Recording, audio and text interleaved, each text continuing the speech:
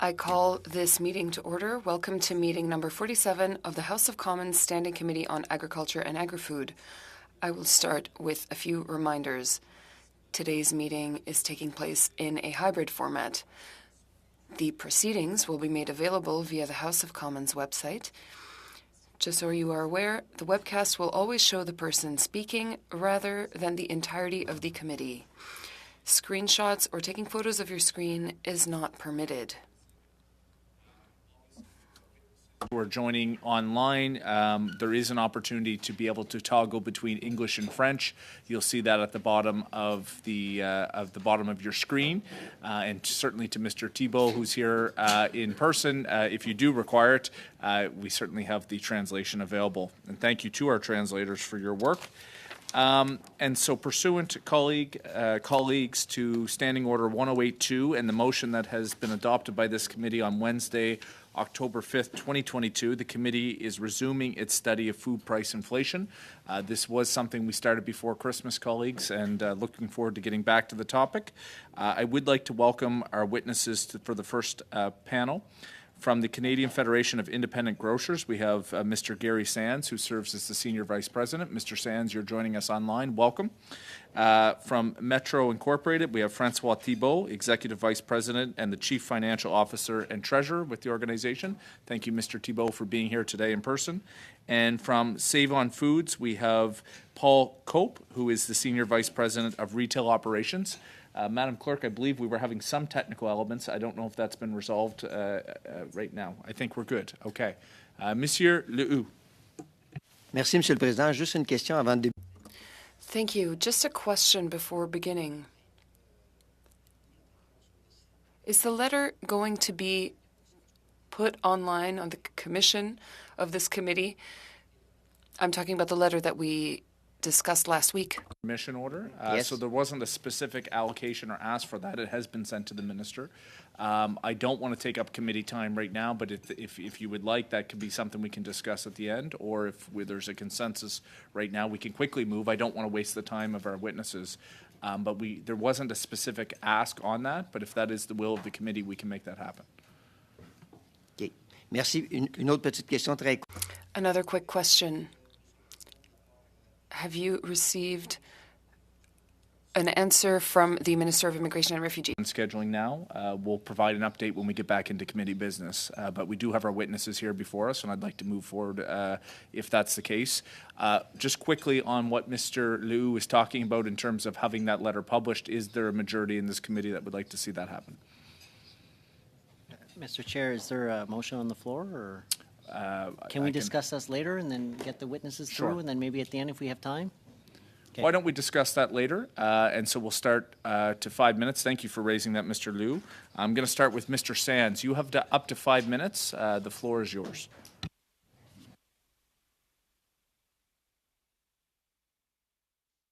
Thank you. Good evening. My name is Gary Sands. I'm Senior Vice President with the Canadian Federation of Independent Grocers, as the Chair indicated. Thank you for the invitation to CFIG to offer our perspective on the issue the committee is examining, that of food inflation. I will, of course, likely be repeating some of the same observations others have made to this committee, but I am glad that the perspectives of independent grocers are being solicited.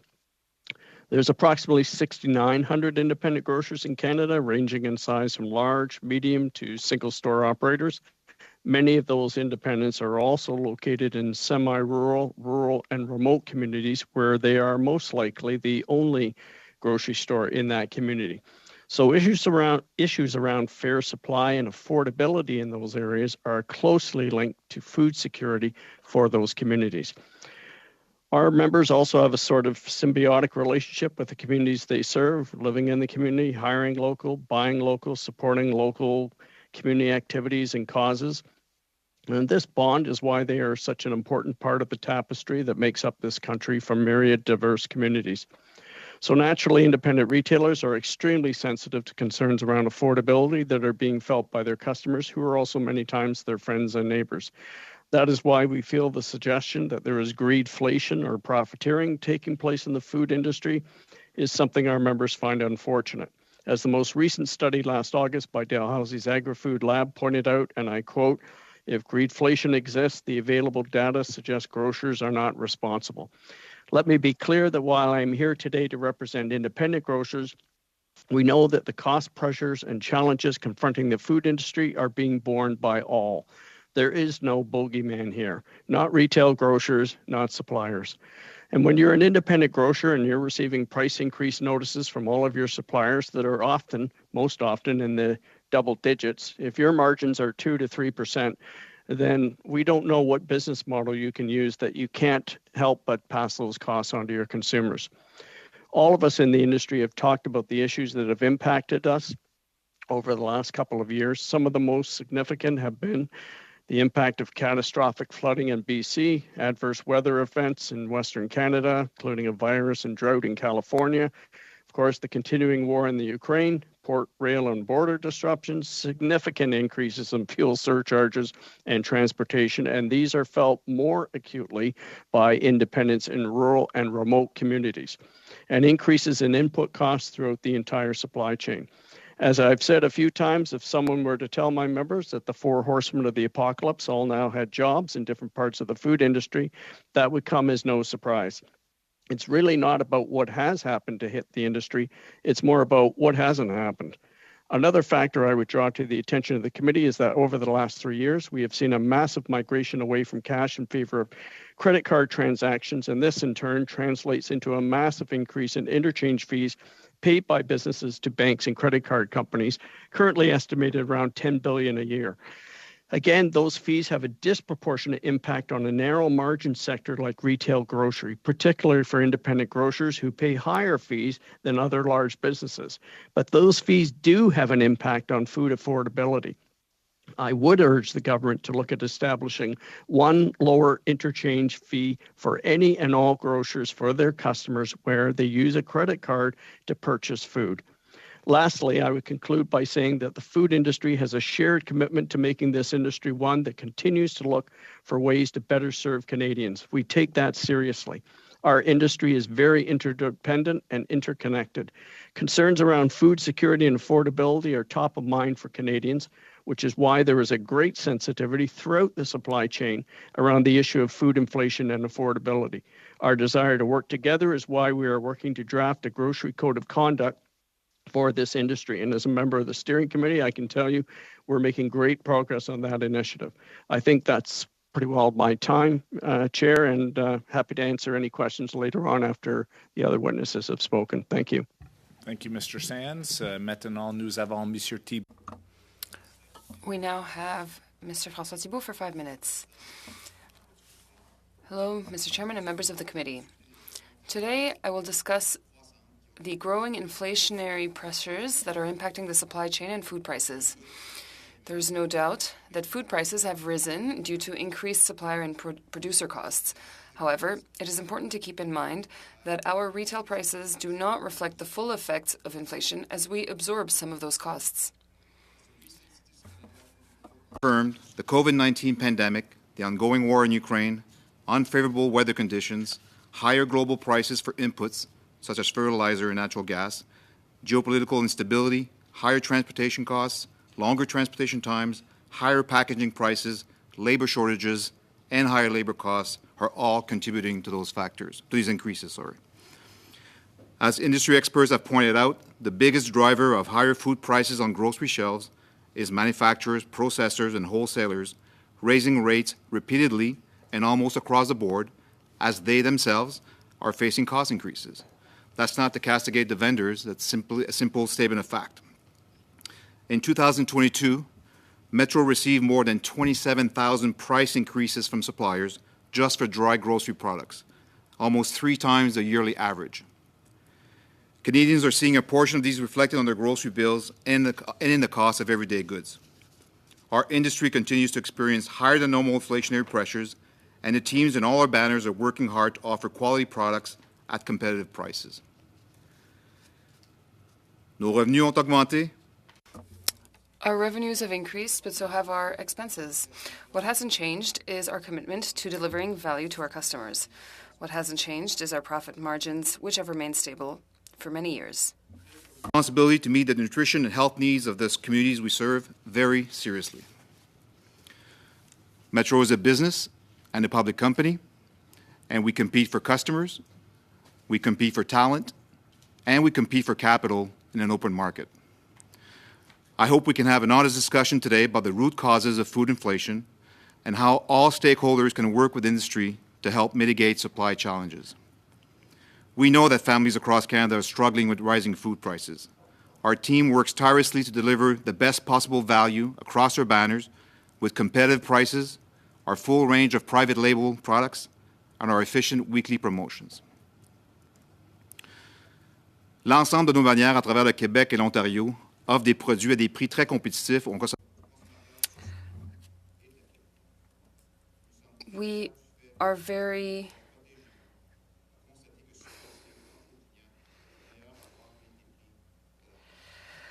all of our banners across Quebec and Ontario offer products at very competitive prices. To help the most vulnerable and most in need. En 2022, Metro est fier d'avoir remis une valeur de 50 millions en denrées alimentaires. In 2022, Metro is proud to have donated $50 million worth of food, the equivalent of 4.5 million kilos of food, or 9 million meals, to food banks in Quebec and Ontario. In addition to this, we made a financial contribution of $5.5 million to various causes. In addition to this, thanks to the participation of our store and pharmacy networks, the generosity of our customers, and the hard work of Metro employees, $6.8 million were raised for various causes in 2022, including helping the Ukrainian people, the Red Cross, and the United Way. In closing, the inflammatory language used to describe the grocery industry in the past few months has been untrue and unproductive.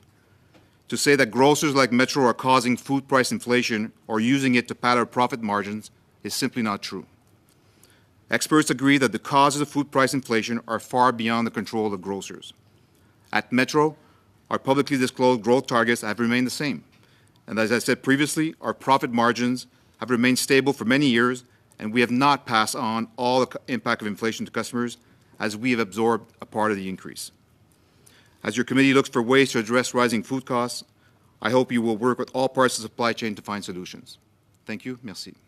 Merci, Monsieur Thibault. Et maintenant. Thank you, Mr. Thibault. And now we have Mr. Paul Cope for 5 minutes. Good evening, Mr. Chair. Bonsoir, Monsieur le Président. Je suis Paul Cope. Je suis le premier vice-président des opérations de détail de Save on Foods et je fais partie de l'équipe de direction de l'ensemble du groupe alimentaire Patterson. Fondée à New Westminster, en Colombie-Britannique en 2015, notre entreprise est l'un des plus grands employeurs privés de l'Ouest canadien. Grâce au soutien des 30 000 membres de notre équipe, nous sommes fiers et reconnaissants de répondre aux besoins. Island. Our largest and signature brand is Save on Foods. Patterson Food Group also operates... Sorry, Mr. Cope, my apologies. I think we're having an issue with translation. I'm going to continue to... I'm going to stop the clock, first of all, and I'm going to continue to speak in English, and now we have French translation. So back to you, Mr. Cope. Okay. Patterson Food Group also operates grocery stores under several other banners names, each built to meet the unique needs of the communities that they serve. Our wholesale business supports nearly 2,000 independent grocers, and we operate several food and pharmacy production and distribution facilities.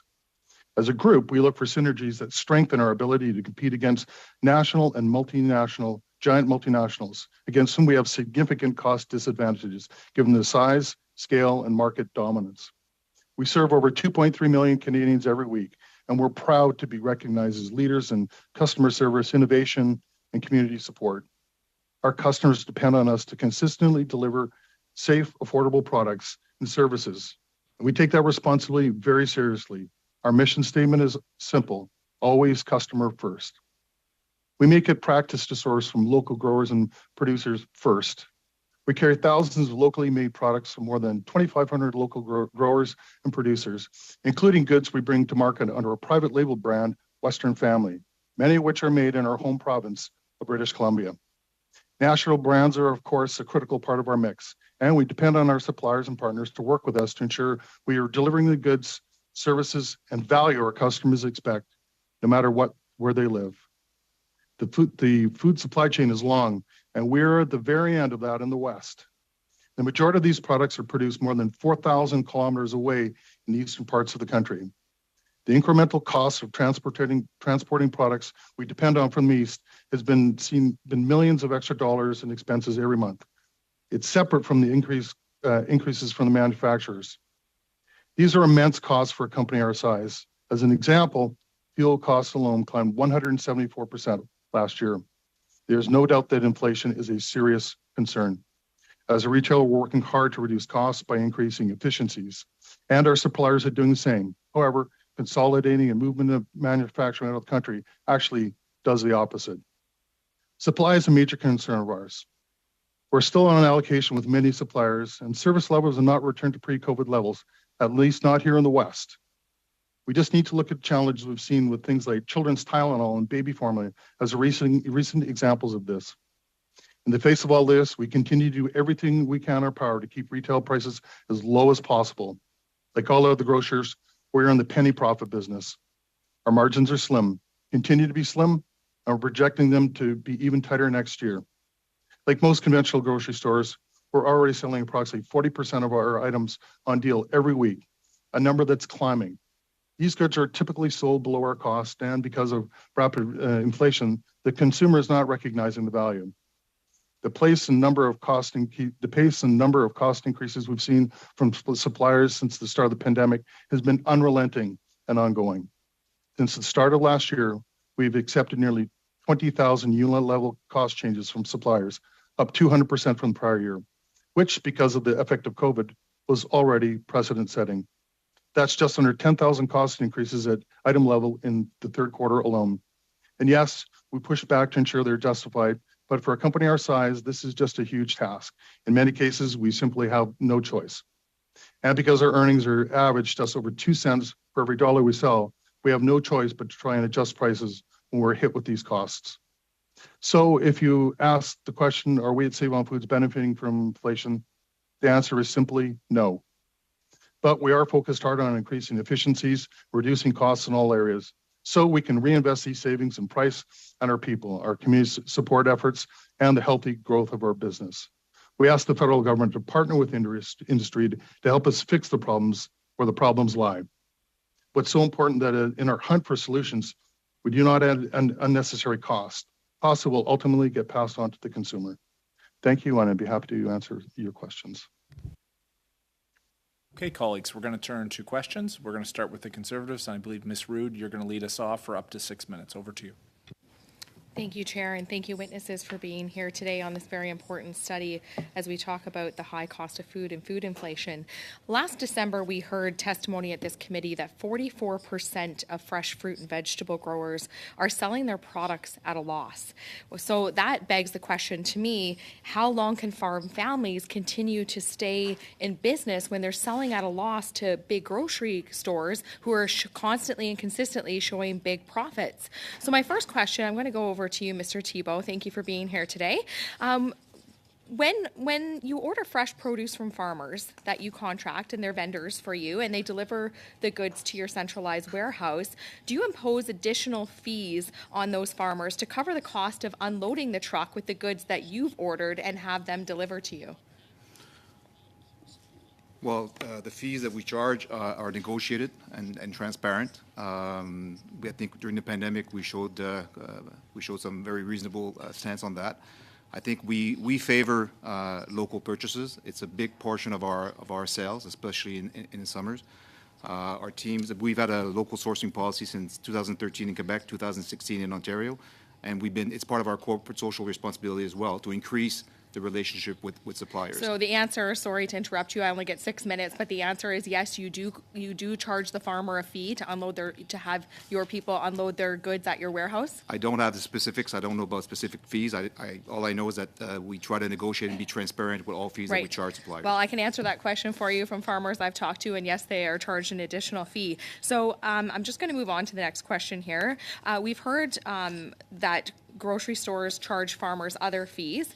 And so I'm just wondering, there's something called a chargeback. So we hear that you charge this chargeback, which is a percentage of total sales that you charge back to the farmer, or what you would call a rebate, simply for having the privilege of selling their food to you to put on the store shelves. So I'm wondering if this is a practice that your company engages in. No. In fact, we have a very transparent pricing mechanism with local suppliers. We have a web-based transaction platform where we put out the quantities that we're So looking you don't for. have a chargeback program, or you don't have a program called a rebate program that you negotiate with farmers? If it's a part of the fee that we negotiate, I don't have a specific example for you, but I'm saying that the pricing that we negotiate with suppliers are very transparent. They bid to what they want to sell on the web platform. Right. Well, I get this information from farmers who tell me they participate in rebate programs, and I can tell you from experience, my family having dealt with big grocery stores, there is something called a rebate program where you do charge a percentage back. So if you're not aware of that, perhaps maybe you should look into that, because I'd really like to know where that is shown on financial statements from your company. I'll move on to my next question. Do you charge growers a lump sum payment annually for having the privilege of doing business with your company? In some cases, we have lump sum payments that we negotiate with suppliers. When they do promotions with us, it could be a lump sum, it could be a tactical amount, it could be a portion of revenues or purchases. These are all negotiated transaction fees that we negotiate with suppliers that participate in promotions or campaigns for their products. So you do charge them a lump sum, and to the tune of sometimes tens of thousands of dollars to $100,000 to farmers for being able to sell their produce to you. Well, I'm talking about generally speaking with suppliers. I'm talking about farmers and produce growers in specific. Well, as I said, we negotiate the fees transparently. If there's any, I cannot comment on your specific example.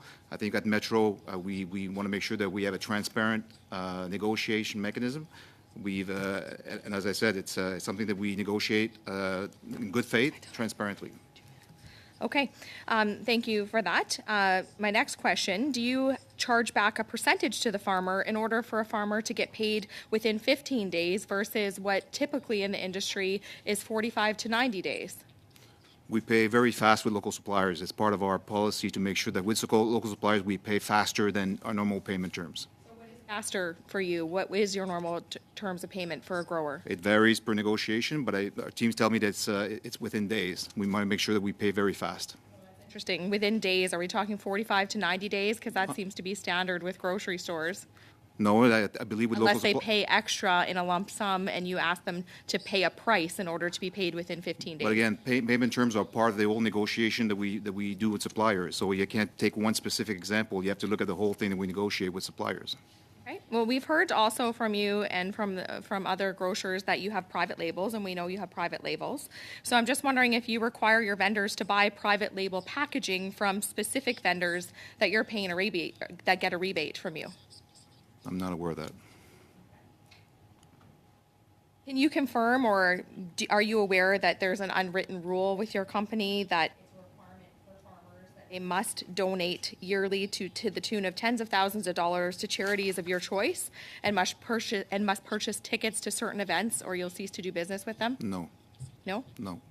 I don't know that. I've heard that from some farmers, and that's something that's very concerning to me, because when I see grocery stores charging our growers, nickel and diming them for things, and having the privilege of selling to big grocery stores, whether it's your company or other companies, sir, it's disheartening, and it's worrisome to the tune of our food security and food sovereignty going forward. If we don't have farmers in the business of growing produce in this country to supply Canadians with healthy, wholesome, homegrown produce, then where are we going to get this from? Are we going to be relying on imports from other countries where we don't know what goes into these? Rude, we're going to have to leave it at that. That is 6 minutes. But thank you for your questions. Thank you, Mr. Thibault. Ms. Valdez, over to you for up to 6 minutes. Thank you, Mr. Chair. Welcome to the witnesses joining for our committee.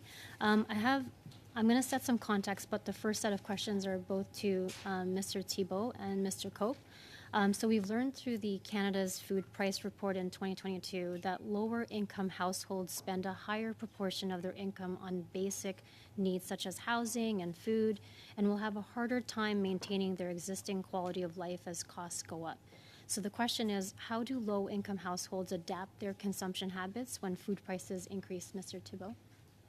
So we know and acknowledge how difficult it is for Canadians with rising food prices. And I think that's where our team worked tirelessly to make sure that we offer quality value to the customers, whether it's private label, our discount banners, our weekly promotions on thousands of products.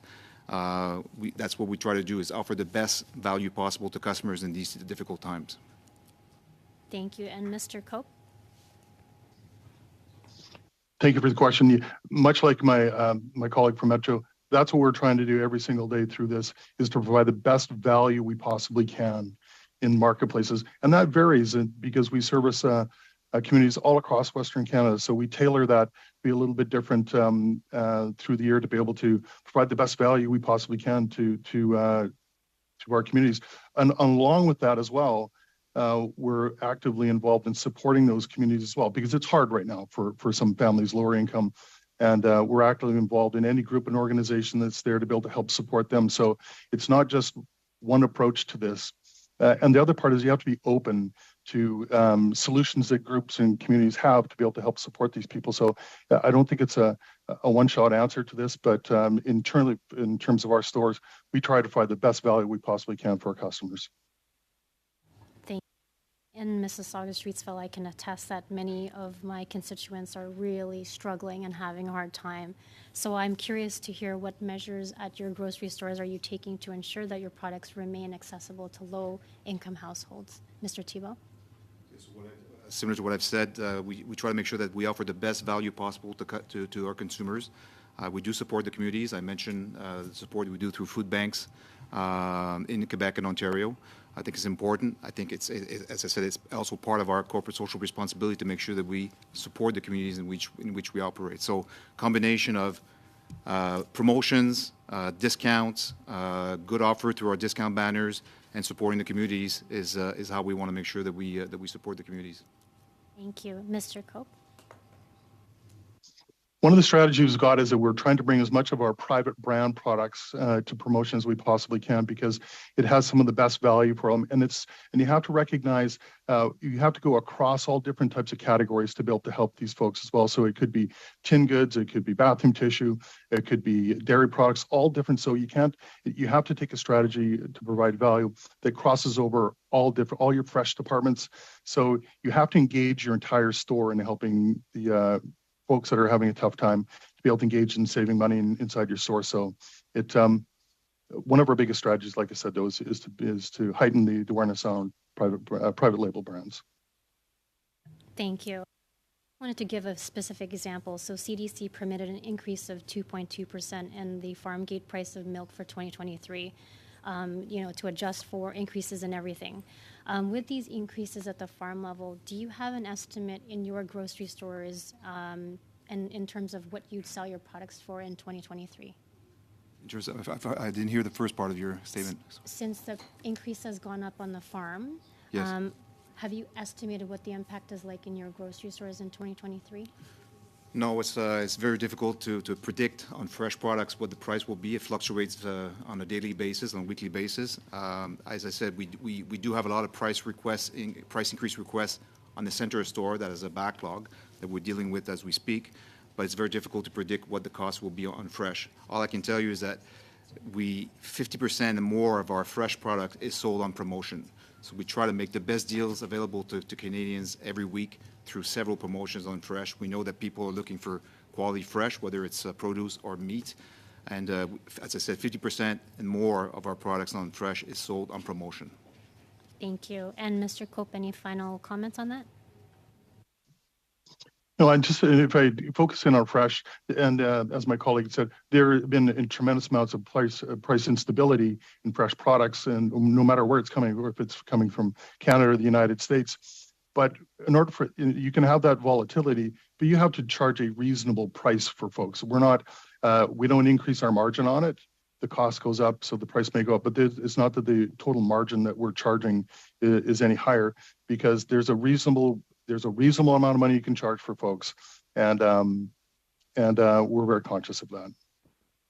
Thank you. And Mr. Sands, real quick, in your opening statements, you mentioned a few quotes, and you also did in the podcast, the double-digit increase or how the prices are being passed down to retailers.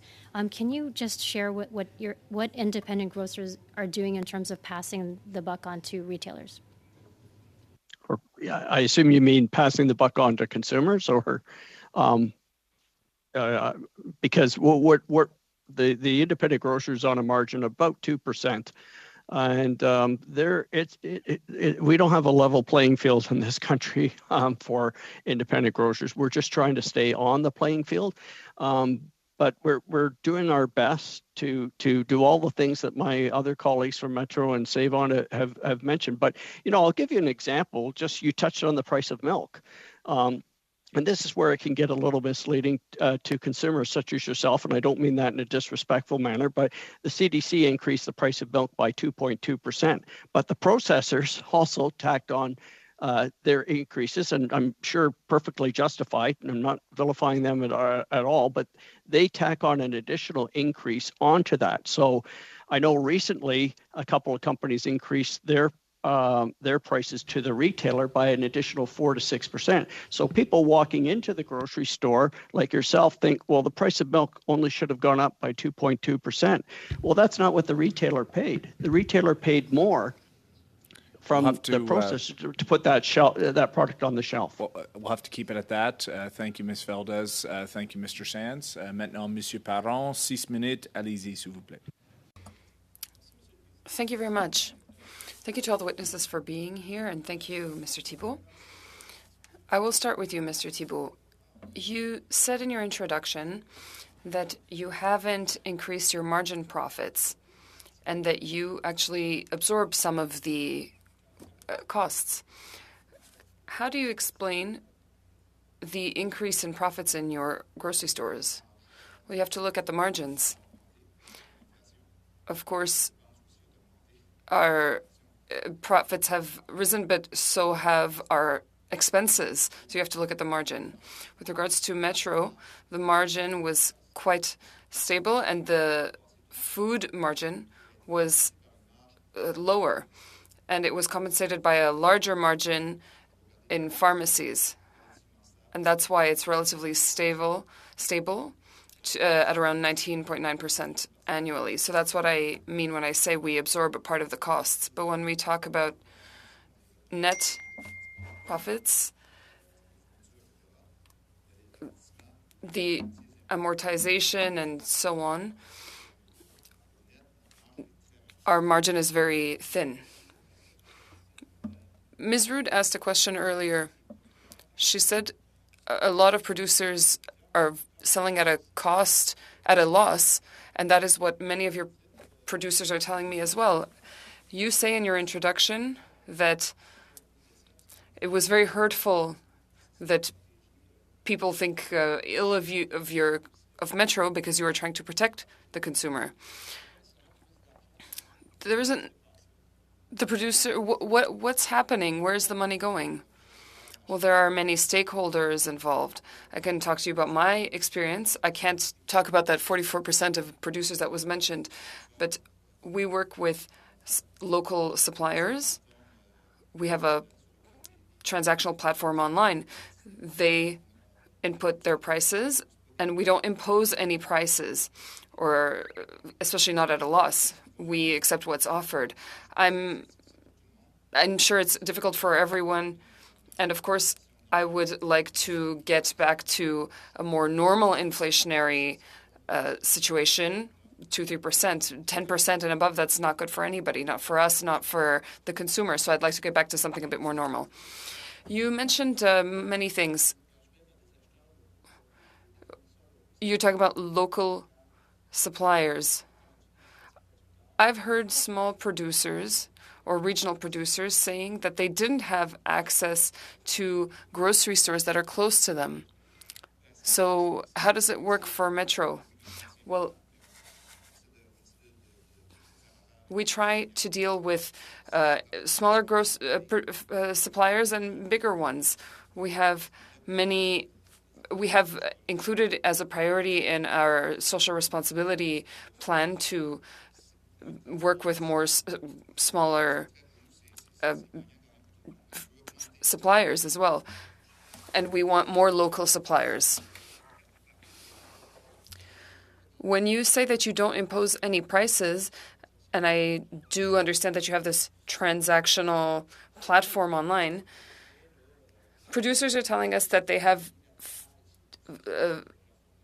rates that are being imposed unilaterally. This is what they're telling me. I'm not asserting this, but there seems to be a difference in perception. They seem to think that you have to pay these rates, and if you don't pay them, then you can't work with us. I can't speak for others. I can only say what we do. We have a good relationship with our suppliers, including the local suppliers. Our negotiations are transparent. We conduct our negotiations in a transparent manner. Our relationships are positive, and I want to continue working with local producers. If the rates are discussed in a transparent way, does that mean that various or different suppliers could be paying different rates? Well, I can't comment per supplier. Everybody has a different situation. I've also received this comment a lot. When we look at the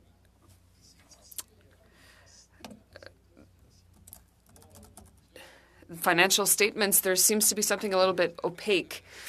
You say that the pharmacy profits made up for the food part. Don't you think that your industry would benefit from being more transparent about these kinds of facts? Well, we publish our results according to the accounting norms, standards that are in place. We do that according to a very specific guideline.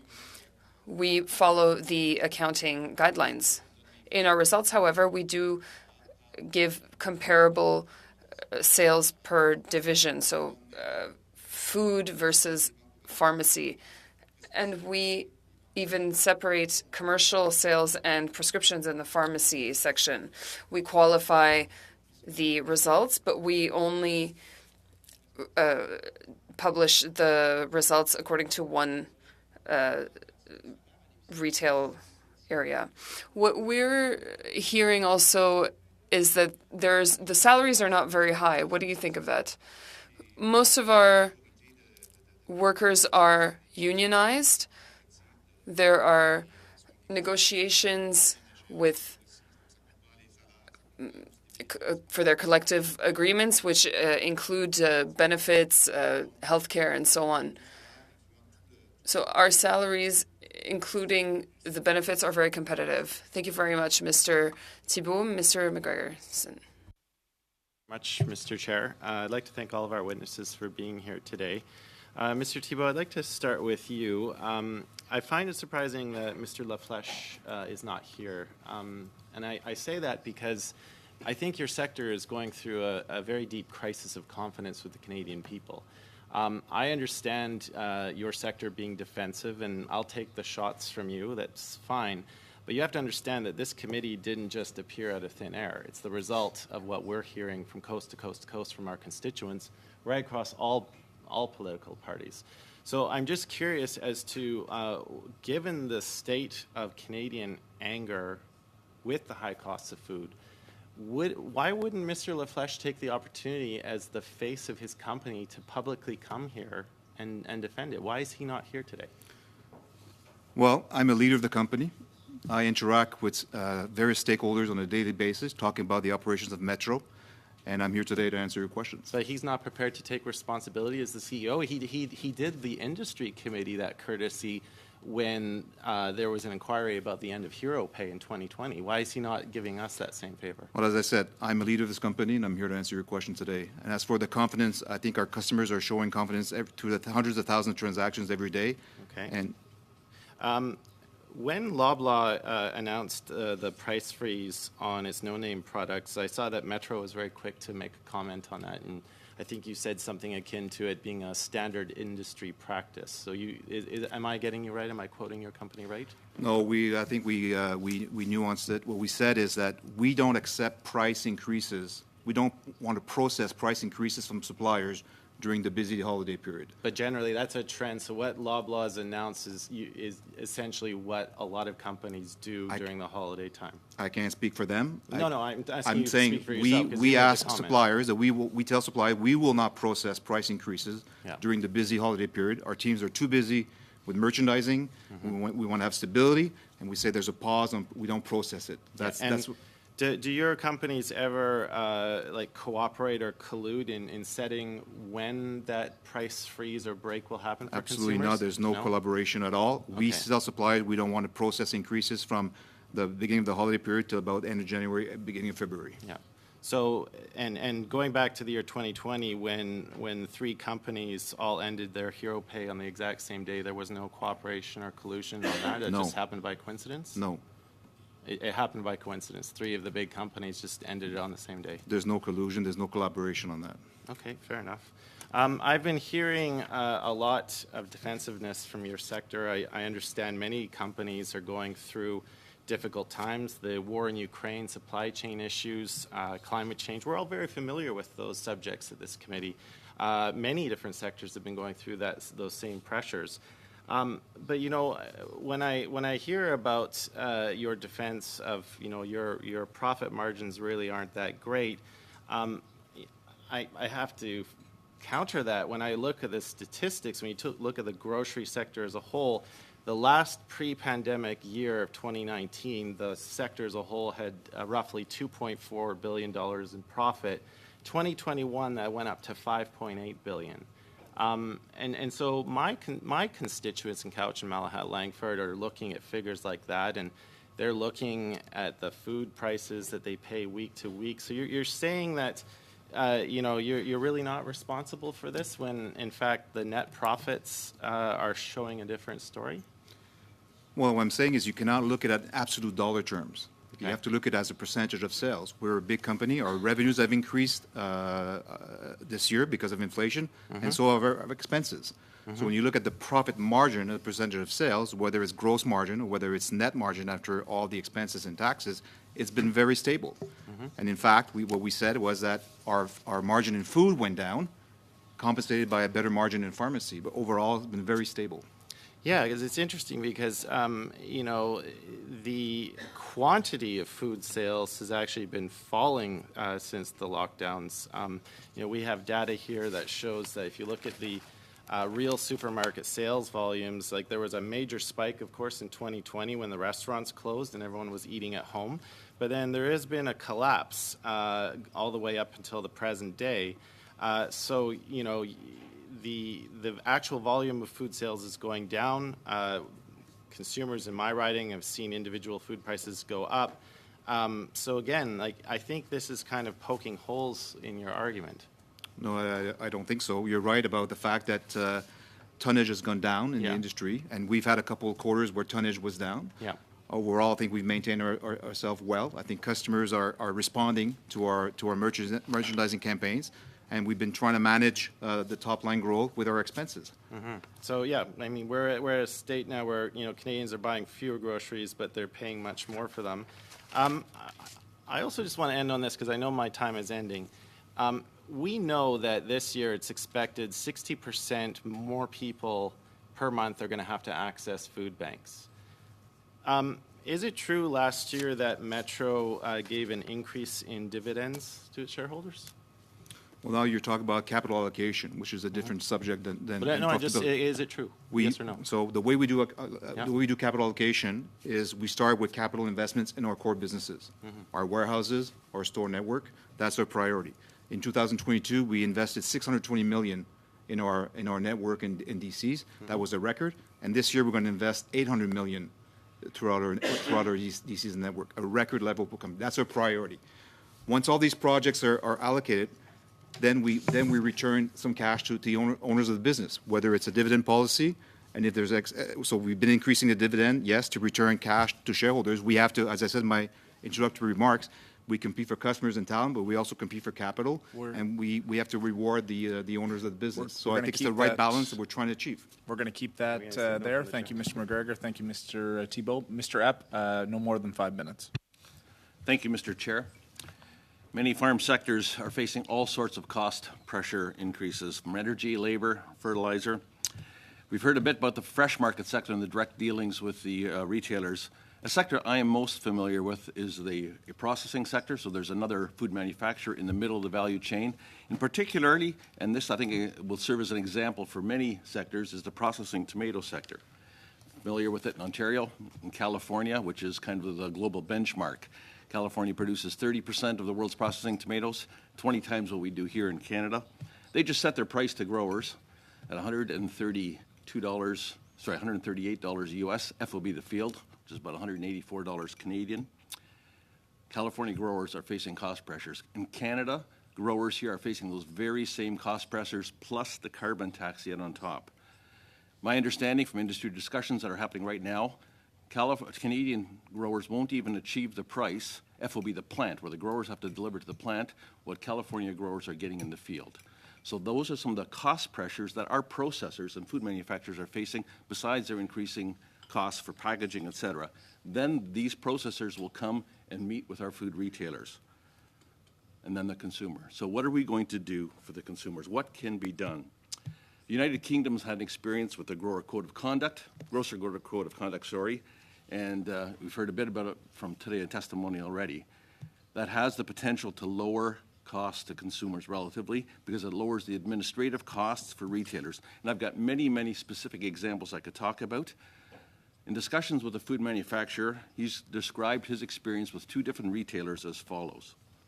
Retailer A generally accepts the increase as long as you can back it up, and then they take their margin and let the consumer decide if it's too much or not. This is actually a smart and responsible way of handling inflation. Retailer B. These guys are, and Mr. Chair, I cannot say the next word, it's unparliamentary, and the worst in the industry. They go after their vendors and not only deduct but add fines unilaterally and have these fancy calculations that they don't share with you. Then they come back and say you owe 1 to 2% of total sales.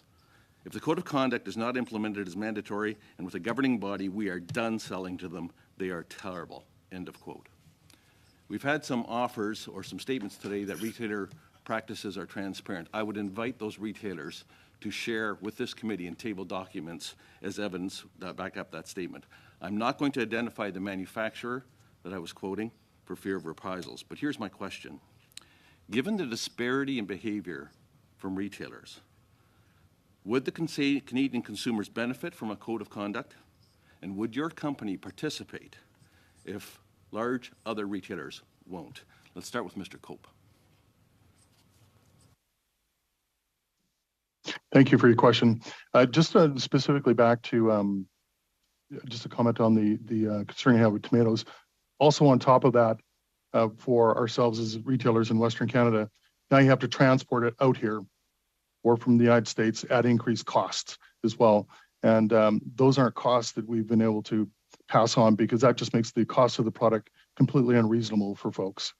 And right now, I believe as a company that we are transparent with folks in the industry, not only with our customers, but also our vendor partners. And I think we're open to anything that provides a better relationship. Is it the code of conduct? Maybe, but I think that the last 3 years for all of us has been extremely difficult and probably stretched and strained our relationship with each other. And it's not just because of what's happening with us at grocery level, but what's happening to them. The cost of raw materials, the cost of product and packaging, labor. We've identified all those things right now too. So I would suggest the last 3 years for us has been extremely. Mr. Thibault, I'd like to hear from you as well. The code of conduct. We've been since the FTP agricultural work group was formed. We actively participated in the drafting of the code of conduct.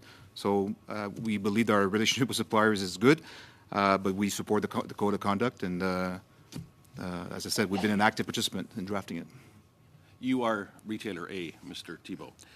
A question: why are Canadian retailer fees higher in Canada, 28% on average of processor costs versus 18% in the U.S.? Mr. Cope? Sorry, could you repeat the question? I couldn't quite hear that.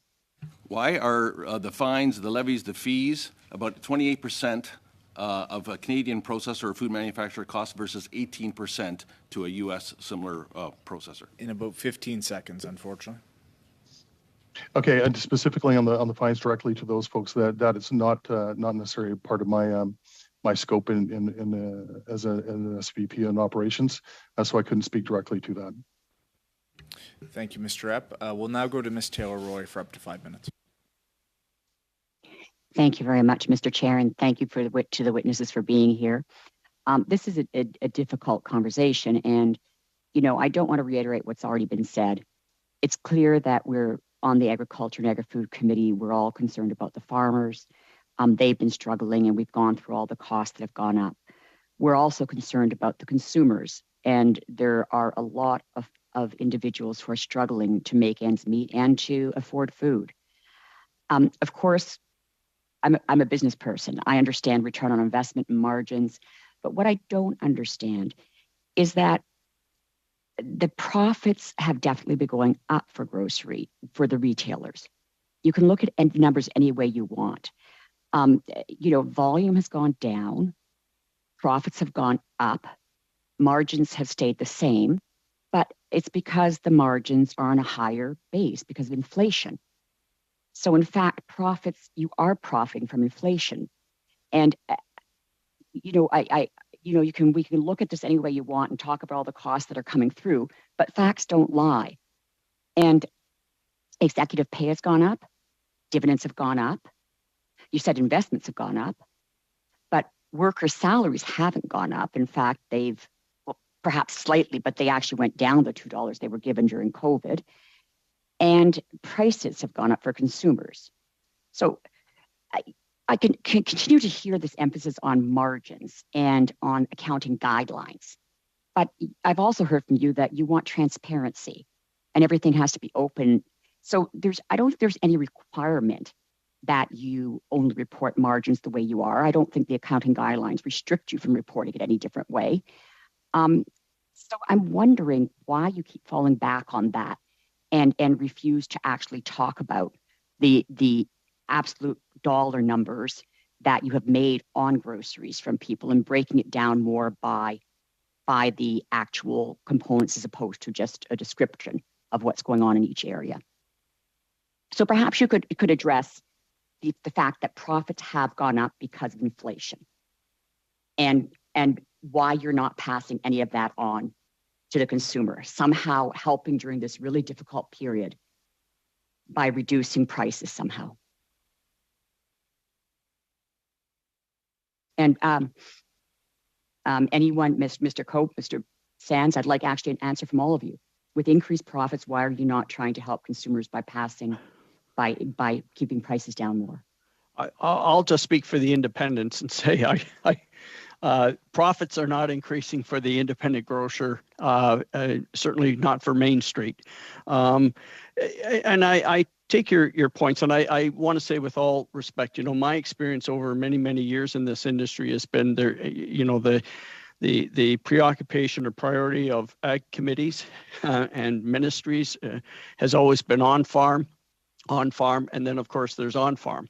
So I think part of this is not having, until recently, because of all the things happening, really an understanding of how the industry works. And I'll just speak to Mr. food. Sands, I'm sorry to interrupt, but if you're saying independent grocers' profits have not gone up at all, then I'd like to hear from the other two witnesses. Oh, okay. If I could... No, I'm sorry, okay, but in 5 right. minutes. I'd like to hear answer to my question from the other two witnesses where profits actually have gone up.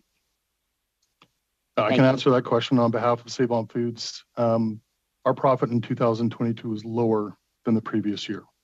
So the profits haven't gone up. We don't want to look at just the previous year. You want to look at the period pre-pandemic, 18 months to post-pandemic. Look at March 2022.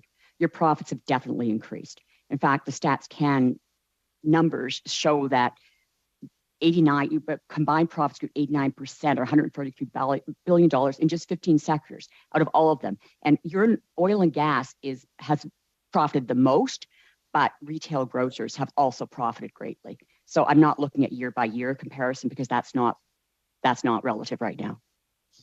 Right. In terms of same store volume inside our stores over pre-pandemic, the volume inside our stores has gone up significantly. So you're saying that no, after the spike, there was a spike because of pandemic spending, but volume has gone down over the last year because of price increases and because people have started to go out to restaurants and they're not spending as much at grocery stores. We saw a spike there, but when you look at the charts, the volumes have gone down. Yeah, again, the volume inside our company right now, pre-pandemic, is significantly higher. So the sales have gone up in it. And the other factor that our consumers have to deal with, not only food inflation, but interest rates have gone up significantly. The price of gas has gone up. The price of all types of household goods. the pressure that those folks have felt just going back to school and everything that's associated. It's not just food inflation. We're going and to I keep appreciate it, the sense Mr. Cope. Thank you, Ms. Taylor-Roy. Sure. We're going to have to keep it at that. I gave you even a few extra seconds. Monsieur Parent, 2 minutes 30 secondes, s'il vous plaît. Monsieur le Président, on va essayer de s'en tenir à ça. Let's start with Mr. Thibault.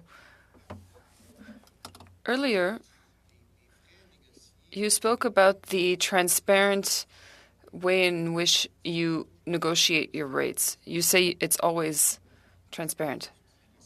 Of course, it's negotiated. And sometimes there are disagreements, but we make sure that we remain on the same page. You said earlier that you didn't do any increases, that there were no increases during the holidays. Can you expand on that? We tell suppliers that we won't accept any increases during the holiday period because we're very busy. It allows us to keep retail prices stable. Is it like that every year? Well, I've been with Metro for 10 years, and we have had this practice there for a long time. In your speech earlier, you also talked about your very noble goals of providing quality products, and you said that the market was very competitive. But in a market where 5 companies supply 80% of the supply, is that very fair? Professor Charlebois told us that it was a bit of an oligopoly. What do you think? Well, he's allowed to have his own opinion. There are many stakeholders. It's a very competitive market. There are online players that are Americans, for example, Walmart, Costco, Amazon, and there are independent grocers. So it is competitive. The customer does have options, and we have to remain competitive if we want to keep our customers. But do the suppliers have all that many options to begin with? There are as many stakeholders for them as there are for the customers. We try to negotiate, but it doesn't mean we sometimes end up with the short end of the stick. Thank you. Exactly 2 minutes and 30 seconds. Thank you very much. Mr. McGregor, please. Thank you, Chair. Mr. Thibault, in our earlier exchange, I used the term a crisis of confidence, and I think I would also call it a crisis of trust. This is not just come out of a vacuum. There is a history here. We know that there were allegations of fixing the price of bread. The Competition Bureau has had to look at the activities of your sector several times. We know from producers and processors, we have heard at this committee in excruciating detail of the hidden fees and fines that our producers and processors have had to pay just to supply your large corporations. And then we have a parliamentary inquiry into this matter, and for the 3 biggest chains in Canada, not one single head of the company came to publicly defend their company, including today for Metro. So there is a crisis of trust and confidence. It did not just begin with this parliamentary inquiry. This parliamentary inquiry is a product of it. This is what we are hearing from our constituents, and we have a history there. So I guess my question to you is this. Parliamentarians will be proactive on this, and I'm not going to presuppose what our recommendations will be, but we do have the power to act, and whether that's strengthening our competition laws or giving more resources to the Competition Bureau, those are options that we have. But my question to you, sir, is what is the sector going to do to try and regain that trust? Because I think you have to admit that there is a gulf there between your companies and the consumer right now. So what are you going to do at this moment in time to try and regain that trust and address the crisis in confidence? Well, I firmly believe that customers show their trust every day. We do hundreds of thousands of transactions every day. We have a growing customer base, a growing loyal base, and I think we've demonstrated to customers that we provide value, we provide quality, we provide a healthy, secure environment, and transparency. So I think we do have the trust of consumers. So that's it. You think you do have the trust at present? Yes, I believe we have the trust of consumers, and we fight every day to gain that trust and keep that trust. We'll have to I mean, with respect, that's Mr. completely McGregor, we'll have opposite to what we're hearing. Keep it at that, unfortunately. We're at time, but thank you. I'd like to thank our witnesses. I'm going to just take, just quickly, some of the prerogative of the chair. Mr. Thibault, I know you're in the CFO role. Appreciate you being here today to provide testimony.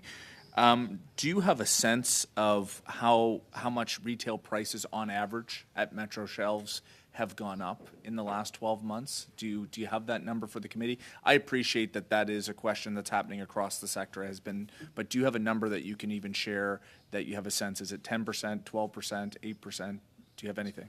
So it's gone throughout their fiscal year 2022. It's gone up every quarter. So you have the official CPI numbers, which is published by the government. But what we measure is what the customer is actually paying at the till, because the customer doesn't buy a static index. The customer will take action. We'll switch products. We'll do promotions, et cetera. So just to give you an idea, in the first quarter of fiscal 2022, our internal inflation was 3.5%. That's what we estimate the customer paid more than the previous year. Second quarter, 5%, then 8.5%, then 10%. And in our first quarter of 2023 that we just released, it was still 10%. So that to give you an order of magnitude of price increases paid by customer. No, that's helpful. And then the second piece, in terms of, you mentioned 27,000 price increases, and I can appreciate there's a lot of back and forth with your suppliers on that. Do you have any numbers that you can share? And I can appreciate it would depend on the supplier, but just even an average to give us a sense from your suppliers what they're dealing with and what some of their requests are in terms of a percentage increase year over year from your suppliers. Do you have a number that you could share with this committee? Are you saying going forward, or are you saying? So you mentioned in your testimony 27,000 requests. That was for our fiscal year 2022. Yes. Yeah. Do you have an average of what the ask was in terms of an increase from your suppliers? Do you have an average on that you could share? It varied. It varied. It was from high single digit to double digit, and sometimes the same supplier came several times during the year. So it's across the range. And as I said, we had a backlog of price requests increases because of the pause that we ask. So now we have several thousand still to be processed. The last one, just because I do want to get to the second panel, was of your suppliers. Can you give this committee, and I can appreciate, as you mentioned, that's a negotiation. You're going to have different suppliers at different sizes, different ability to provide product onto your shelves. Could you give this committee an estimate of what percentage of your suppliers have that ability to negotiate versus on some are smaller producers? I presume you're saying this is what we're willing to offer. Can you give us a sense of, if I'm a smaller farmer, I presume you're saying here's what we're willing to offer you as Metro on the basis of what the market might demand and what we think we can sell. And other suppliers that might be a little bit larger, it might be more of a negotiation. Can you give a sense of this committee what the breakdown that would be? Like how many of your suppliers, even on a percentage basis, would that be a negotiation versus Metro trying to say, look, we can't negotiate with every single supplier. You have 27,000, for example. Can you just give us even a sense of that, what that relationship looks like? It varies, and it deals with payment terms. It deals with participating in promotion campaigns. So it's across a range. I don't want to throw a number. Okay. No, a broad question. Ms. Rood, quickly, if we could.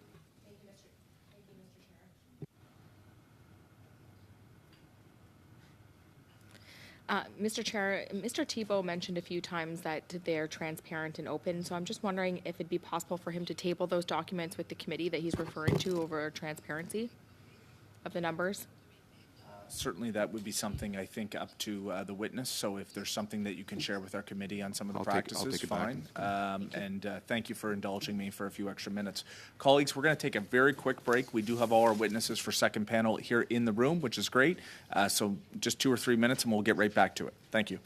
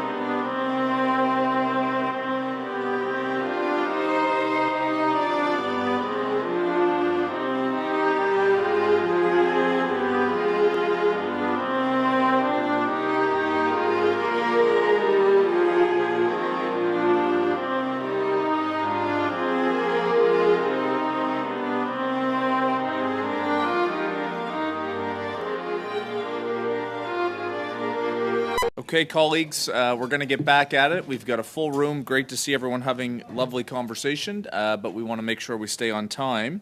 And our second panel, no strangers to the committee, but it's always great to have you back, especially in the room, crowded witness box, so to speak, up front. So we're excited to have you here. From the Canadian Agri-Food Policy Institute, we have Tyler McCann, certainly no stranger to the committee. Welcome, Mr. McCann, back with us. From the Canadian Federation of Agriculture, Mary Robinson, in from Prince Edward Island. Great to have you here in person, Mary. And Scott Ross, who serves as the Executive Director. Of course, Mary is the President. And avec l'Association de producteurs maraîchers de... And with the association, or the Quebec, the Quebec Association for the Quebec Produce Growers Association, Catherine Lefebvre and Patrice Léger-Bourgoin. To you. Thank you, Mr. Chair and committee members, for the opportunity to appear on this important topic.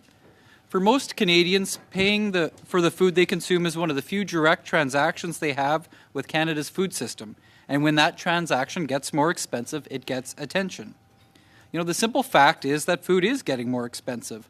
However, the reasons behind that increase and the policy solutions available to governments are much less straightforward. COVID, supply chain disruptions, geopolitics, the depreciation of the Canadian dollar, concentration in the cost of labor are only some of the factors contributing to making food more expensive. Other witnesses will address many of these points, so today I will offer 3 simple observations on food price inflation. First, food is diverse, and the drivers of the cost of food vary widely. Canada needs more research and analysis to understand these trends and pressures. Second, food inflation is regressive, hitting poor households harder.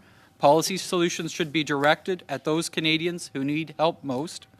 Finally, Canada is not an island, and our food system is part of a global system. It is important to consider this context when debating the Canadian experience. First, while food is often talked about as a single thing, walking around a large supermarket today drives home how diverse food is.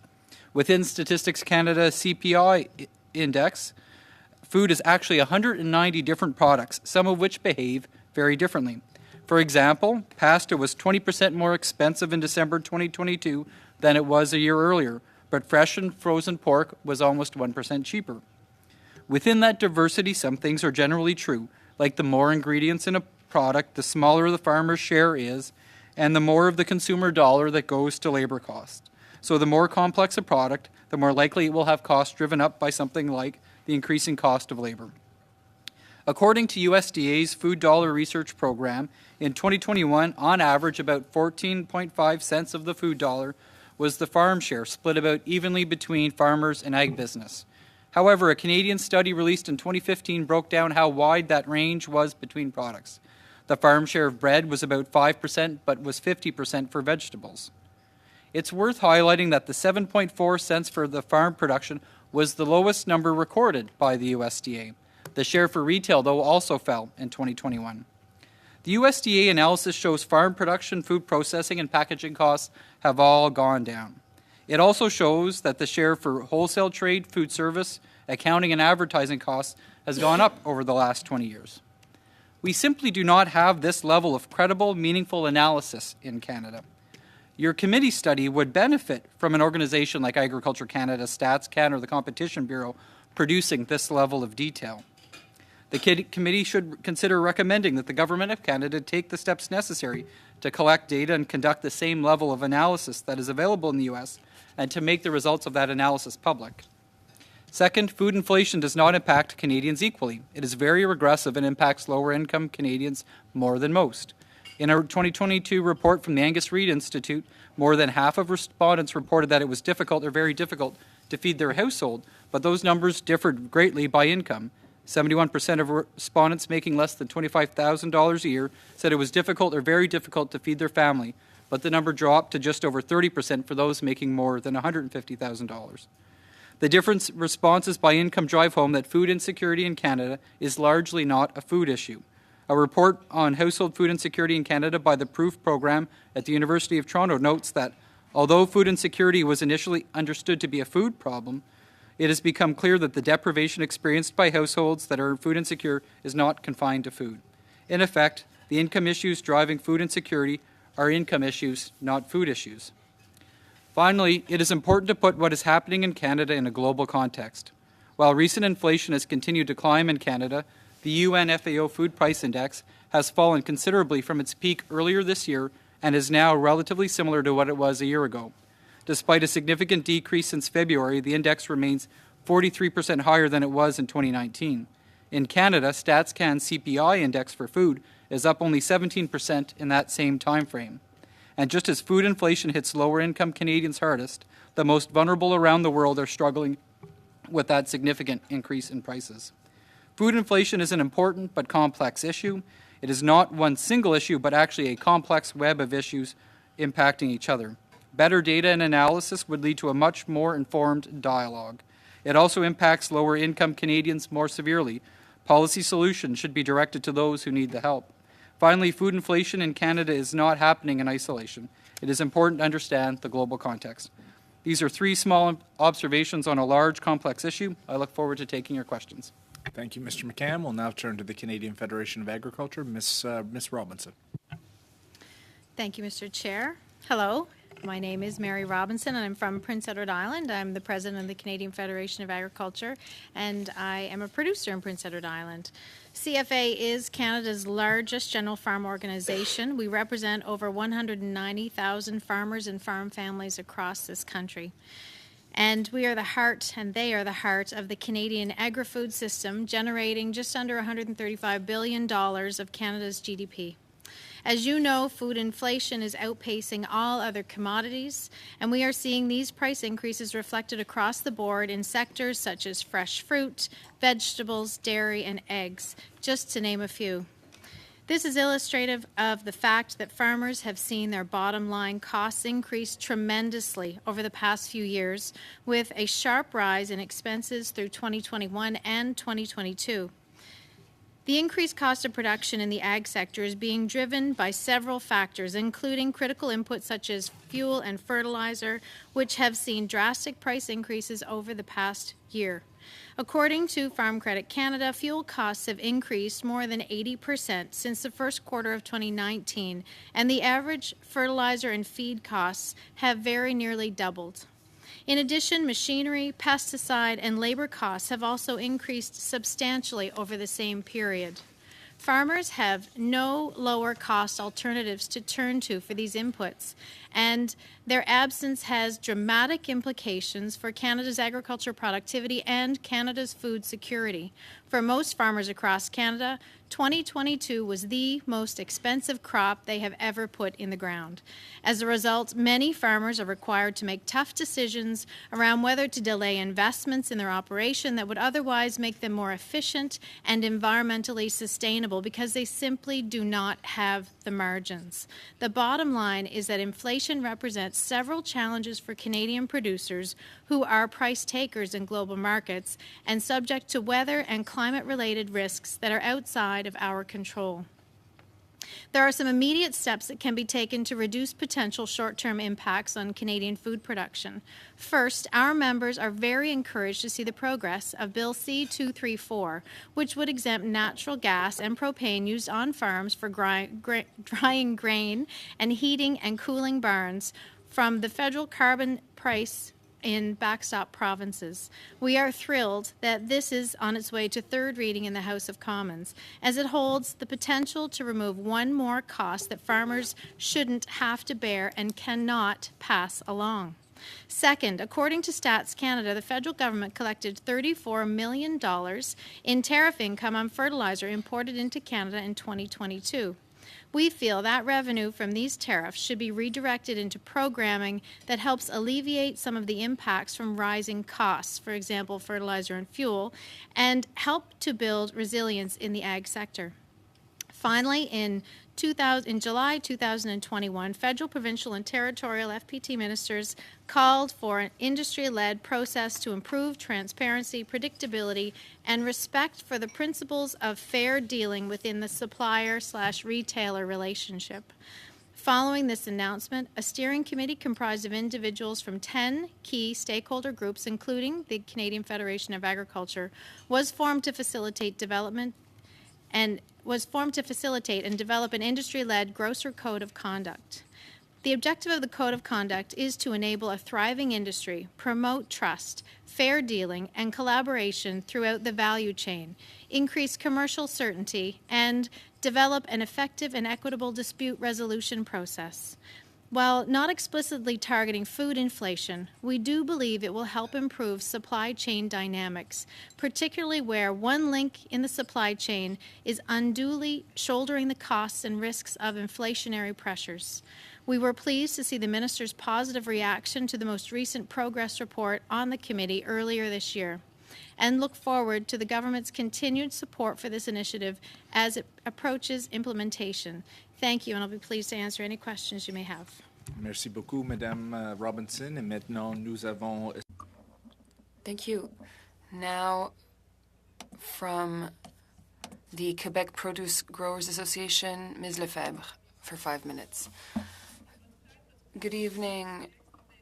We believe that food security, including price inflation, should be recognized as an important issue by our governments. The invasion of Ukraine, the shortages of raw materials, and the successive increases in interest rates have contributed to increases in the cost of production. Market gardeners have to pay more, but this is not reflected proportionally in farm prices.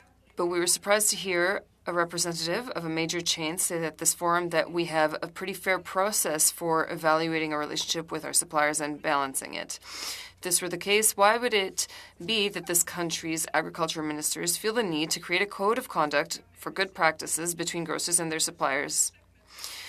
For us, the prices of everything we buy, of raw materials that we use to grow a crop, for example, have increased much faster than the prices that we've received for our products. Less and less of the money that consumers pay for their vegetables is actually going back to the farmer who grew it. As an example, this summer, at the end of June, the price for one grower received for 1 unit of iceberg lettuce was 86.8 cents. The grower was also deducted all fees unilaterally imposed by the retailer. Produce growers are facing input costs, interest costs, and enforcement and regulatory costs.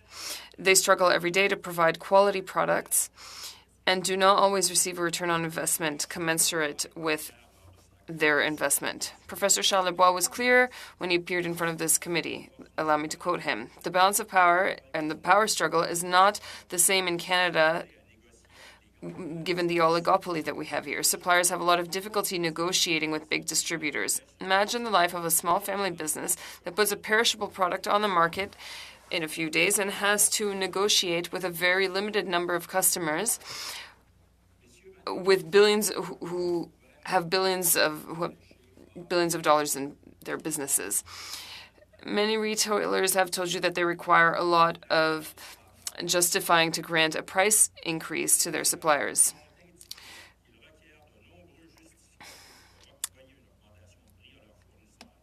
And I can say one thing, that they do that, but the question that we must ask is, to whom do the big chains have to justify the increases in retail costs? It's an important question. On the other hand, the globalization of markets has resulted in the consolidation of many supplier activities. This consolidation limits the availability of diversified sources of resources, and the produce supply chain is facing different challenges. Large national,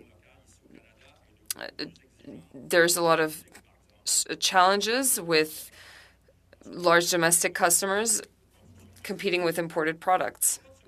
There is no easy solution to manage food inflation, but we do know as a society that we must prioritize national food security. Here are some observations. The code of conduct between suppliers and retailers will not address pricing in an implicit manner. We must evaluate the pernicious effects of the concentration in the market. We can no longer talk about we can no longer ignore climate change.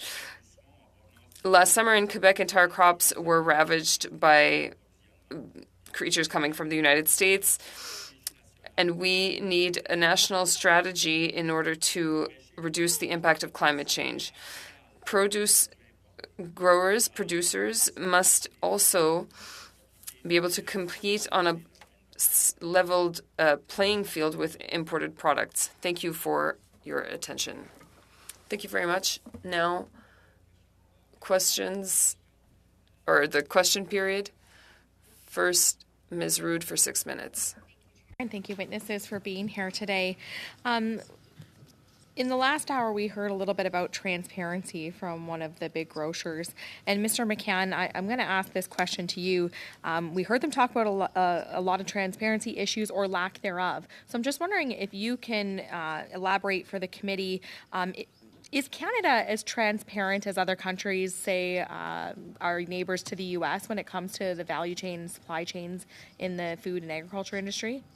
As is often the case, there's a lot that we don't know in Canada or information that we're missing that's available in the United States or other markets around the world. And I think if you look at the debate over the last couple of years around this issue in particular, it's highlighted how much room for interpretation there is, how much disagreement over the facts there is, and how much need there is for a more rigorous, more compelling, more objective set of analysis around what is actually happening with the cost of food. And this isn't just a retail issue. This is an issue all along the value chain where we don't have the same level of information and understanding as is available in the United States or some other markets. We know, for example, that in Canada, the top 5 grocery chains have about the same market share as the top 20 in the United States. But once you get beyond that high-level conclusion, it's hard to really understand what might be happening underneath it. So there's clearly significant room to increase the amount of transparency and information available today. Thank you very much. I'm going to turn now to Ms. Robinson or Mr. Ross, perhaps. I've heard from a lot of growers in the produce industry that when they're dealing with big grocery chains, that they're subjected to a number of either fees or different things. So one, I've heard they're subjected to unloading fees for the privilege of being able to deliver their goods to the centralized distribution warehouse for a grocer. They're charged a fee to unload their trucks there. I've also heard that if a truck arrives, let's say 10 minutes late for their appointment time, that they're then charged a fine for being late. Yet if the grocer doesn't get to unloading the truck and makes the truck sit in the yard for 12 hours, they'll still make them pay a fee for that. We've also heard farmers being charged a fine if their truck is speeding 1 kilometer over the speed limit in the distribution center's yard at some point. We've heard of rejection fees. So if a load is rejected by the person who processes the load at the distribution center, then the farmer, who, let's be clear, like no farmer is going to want to send a perishable product that is not of great quality to go on a grocery store shelf on a truck to a distribution center to then get rejected, have it go back to their farm and have to repay the transportation costs to get it back there. So they're also being charged rejection fees if they reject a load.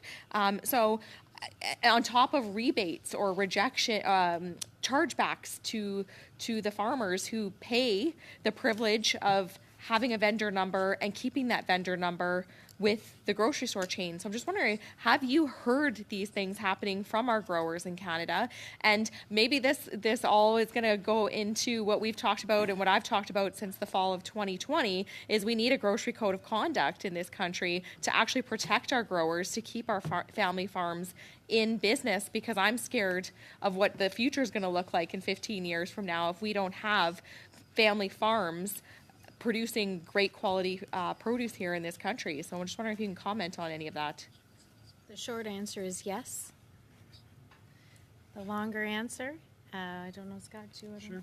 Yeah, I think in many respects, all the different sort of fees you laid out, we've heard anecdotal evidence from growers across this country that in one instance or another they are occurring. I certainly one of the concerns, I think, that, to your question around transparency, there is not a sense amongst farmers that they have an understanding of how fees are calculated and how they're being levied against them. And it's something we certainly look at, a code of conduct as a measure to improve transparency in the supply chain. Because I can attest to the fact that one of the frustrations we hear time and again is farmers don't understand what is behind the calculations that are being levied against them in deductions, and that there's not necessarily itemized lines of what those deductions even are in the first place. So there's a fundamental lack of transparency that we hear time and again from farmers.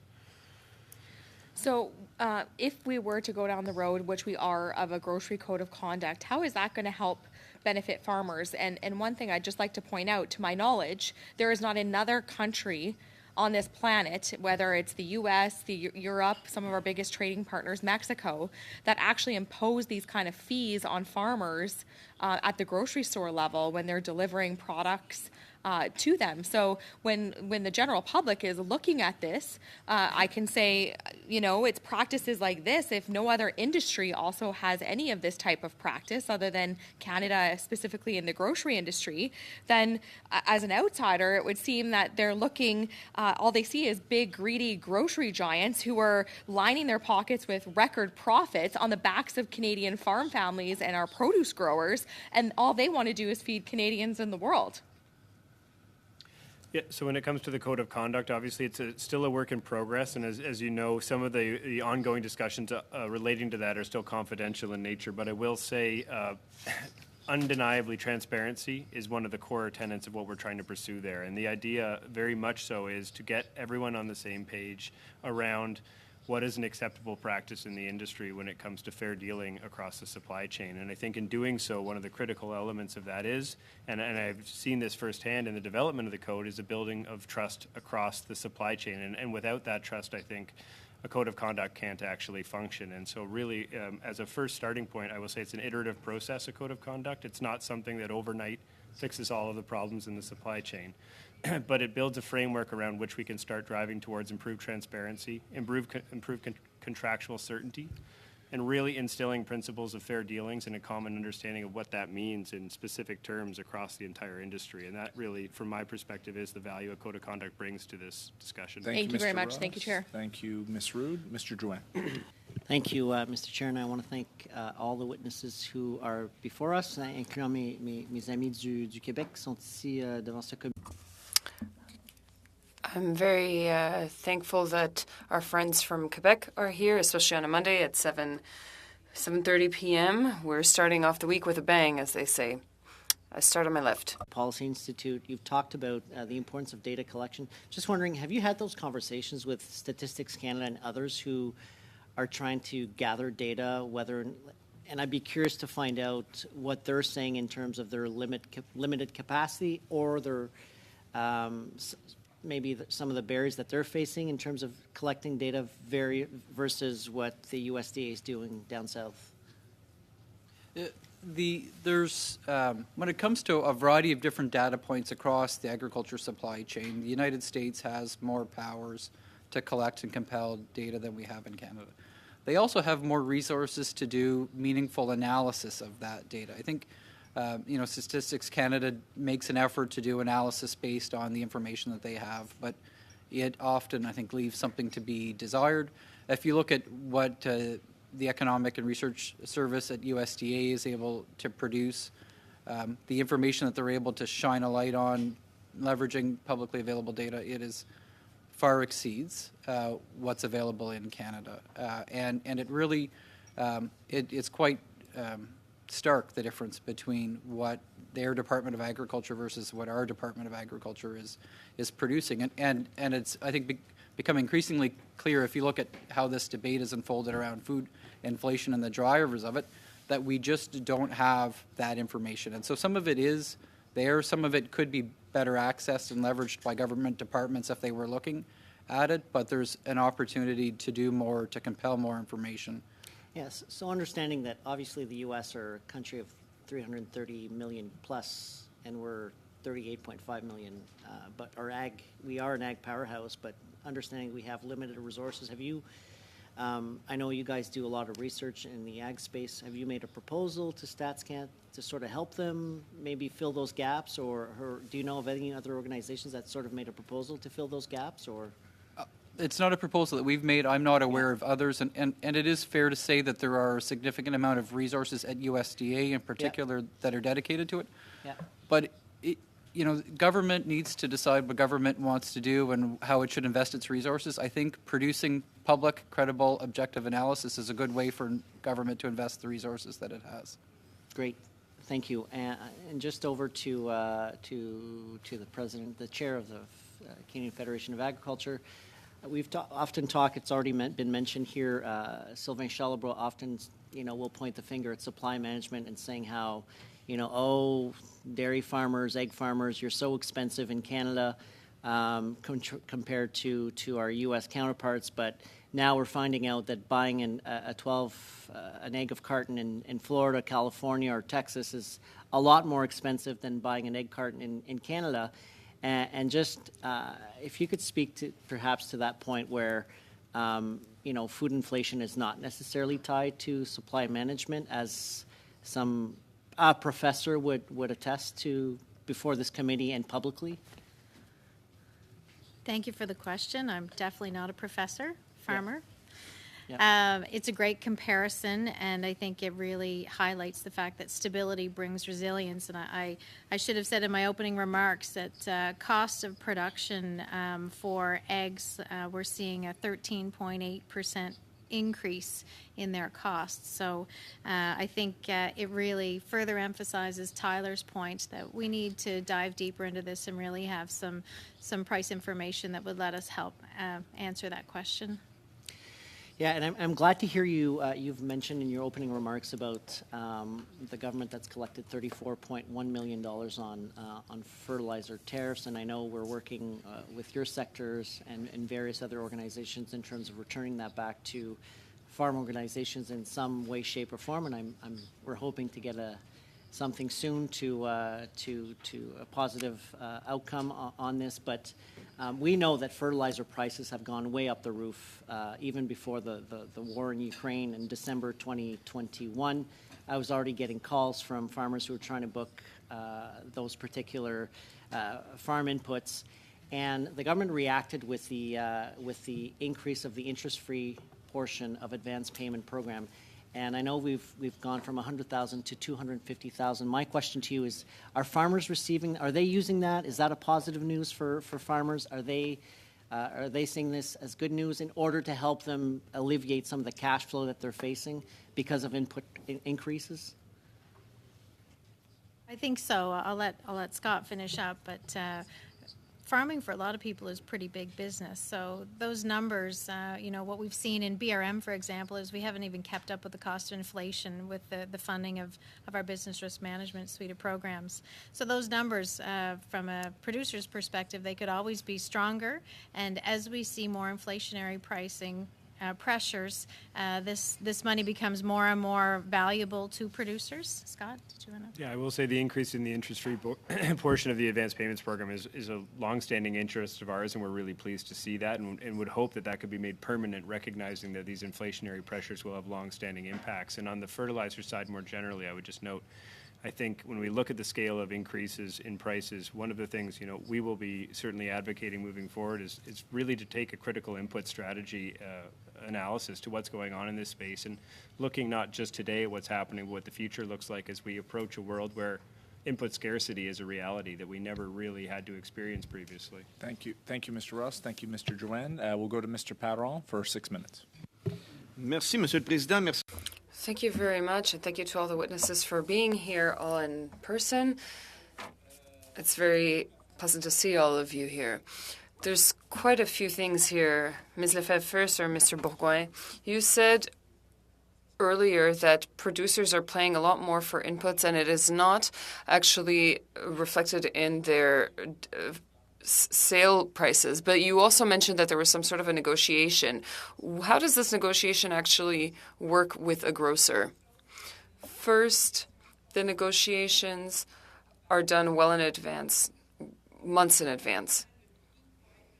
So to know what the actual market price will be when the prices actually come out, we can't know that. So on top of that, the cheapest will always have the producer offering the lowest prices will always get the contract regardless of the prices. But production is done according to the initial contract, which was approved by both parties, by the producer and the chain.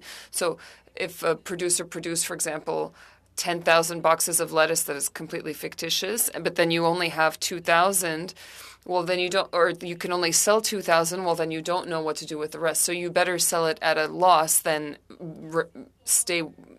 get stuck with the rest of it. The negotiations are not very bilateral, in my opinion. It is really a question of there's an unequitable power struggle. You talked about the code of conduct. Would that not talk about fixed prices? But we can also play on negotiations. Can you expand on that? What should we do? I think that the Competition Bureau has a lot of thinking to do with regards to how the negotiations between suppliers and chains are done. Would you make that a recommendation of that? Yes, I would. There are 5 chains that share 80% of the market right now in Canada. In Quebec, there are very few produce growers.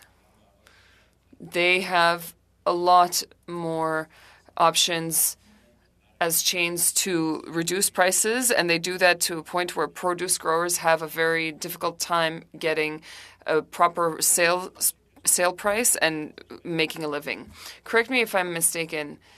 So what you're saying is that sometimes you make less money or profit on a specific product than you did a year or two ago. In 2022, on the farm, the average for a box of cabbage at the grocery store is sold less than 30 cents a pound. It was 99 cents a pound this year, and that's 3 times what the producer sells for, and that's when it's on special. So 5 to 6 times what the producer can get for having produced this product. I asked Mr. Thibault earlier how to explain what happens because the producer accepts the price and doesn't have much of a profit, and it's actually the produce is getting sold at a much higher price than what you're receiving. I have no idea how that works. I just know that producers are having a hard time surviving. What I'm understanding is that something needs to change. You will not survive for years like this. Well, Esther Bourgoin, as Mr. Bourgoin said, respecting certain standards actually has a negative effect for us because when you're in the spring, when we have our first crops in the summer, and Mexican and American producers have lower prices, that's not very good for us. There are guidelines that we have here that don't exist in other countries, and as producers, that imposes costs on us that other producers from other countries don't have. When grocery stores say they favor local produce, do you think that they're doing that after having set them up to compete with foreign produces? Well, we saw it with red onions in June. There were green onions grown in greenhouses, had a specific prices. The producers were completely unable to harvest their crops. Another example, Mr. Perron, fresh asparagus. When asparagus from Quebec arrives in supermarkets, at the time we used to favor Quebec asparagus, but now we are putting them up against asparagus from Latin America. It's impossible for Quebec producers to have a production price that is the same in Latin America. From an accounting perspective, it's just impossible. Thank you very much. Mr. McGregor for 6 minutes. Thank you, Chair. Thank you to our witnesses for providing a very helpful narrative and insight into the other side of the equation. We, I think, approached this study looking at it from the consumer point of view, but it's also very important that we get our processors and producers, because you have detailed quite well the challenges that you have faced in your relationship with large retailers. I'd like to direct my first question to the CFA. I understand that the conversations around the Code of Conduct are confidential. However, in an ideal world, what would the CFA like to see as an end product? I know you've reiterated, you've told the committee before, but for the purposes of this study, I think it would be great to have your answer on the record again. And specifically, I'm looking for details on, follow through to ensure that the goals of the code are being adhered to, that there is that level of transparency, i.e., what is the role of government in that process to ensure that that code is being met honorably? In an ideal world, what does the CFA want it to see? I think the starting point for CFA has always been that any code of conduct must be mandatory and enforceable. And I think that can mean different things in different situations, so there's not a prescriptive approach to what that necessarily looks like in practice. But I think government has a critical role to ensuring that it meets that threshold. And I think when we start from the space of looking at large retailer practices, it's ensuring that large retailers are under that code and are following and abiding by its rules. And so without getting into the details of the code itself, I think from our perspective, what's critical is that there's accountability to the trade provisions that are laid out in a code of conduct, and ensuring that there is sufficient teeth and enforceability to ensure that those provisions are being followed. And I think from the perspective of government, how active a role that has to take is really a matter of reality once we see a code of conduct in practice and what that looks like. So it's to be determined what the mechanism may be, but I think from a fundamental starting point, it's ensuring that all of the key players are in the code and abiding by its rules, and that there's accountability to those rules. Thank you. Appreciate you for putting that on the record again. To the Quebec Growers Association, thank you for being here as well. I think we very clearly heard reference to the term oligopoly and the concentration of power amongst a select few grocers. We've heard the testimony about what many producers would like to see in a code of conduct, but another focus has also been on the existence of the Competition Bureau of Canada. I mean, right now, at around the same time that it was announced that we were going to do our investigation, the Competition Bureau also announced it was going to do an investigation, but it is limited in only accessing publicly available data. In the course of, and it's not really an investigation, I think they're calling it a study, and they cannot compel witnesses. We also know that the Competition Bureau of Canada in the past with other investigations has struggled with resources and with time limits. So does your association maybe have some comments you want to offer on the role of the Competition Bureau of Canada? What would you like to see this committee recommend in possibly strengthening it? Does it need an expanded mandate, etc.? Je vais prendre en exemple The Federal Trade Commission in the United States is a good example. It is the equivalent of the Competition Bureau. They investigate regularly on how the negotiations are done and how how American people have access to products within a healthy competition market. The current the Federal Trade Commission is asking a lot of questions about how a certain takeover of a grocery store is going to happen in order to make sure that Americans have access to produce in a more accessible, in a competitive way, and that for these grocers not to benefit at the expense of others. And Canada should have the same type of approach. And then, Chair, how much time? About a minute? Thank you. And then maybe just my last question back to the CFA. We know the new Canadian Agricultural Partnership is going to take effect in April, and that last year the federal government and the provinces, announced sort of the agreement in principle and so on. However, probably an understatement, 2022 has been a year with a lot of flux and changing conditions, and you've detailed quite well the many challenges that farmers have had to face, 2022 being the most expensive year to put a crop into the ground ever. Do you feel that the next 5-year framework has enough adaptability to be nimble enough to respond given what you have seen just in the past year alone? So I will say, I think, what we see with the announcement of the Sustainable Canadian Agricultural Partnership is a very high-level agreement, and the details of the programs are still being ironed out in many respects. So I think the ability for those programs to adapt is to be seen. I will say that I think, that structure and the nature of an FPT agreement like that does provide tools to be flexible and adaptable, and we certainly hope that as situations like this evolve, that they will look very closely at that. I certainly think one of the issues we really see a significant need to delve more deeply into is, as I said in my earlier response, pricing and scarcity of inputs and how we as an industry contend with that new reality, because it is very much a new reality for many producers across Canada.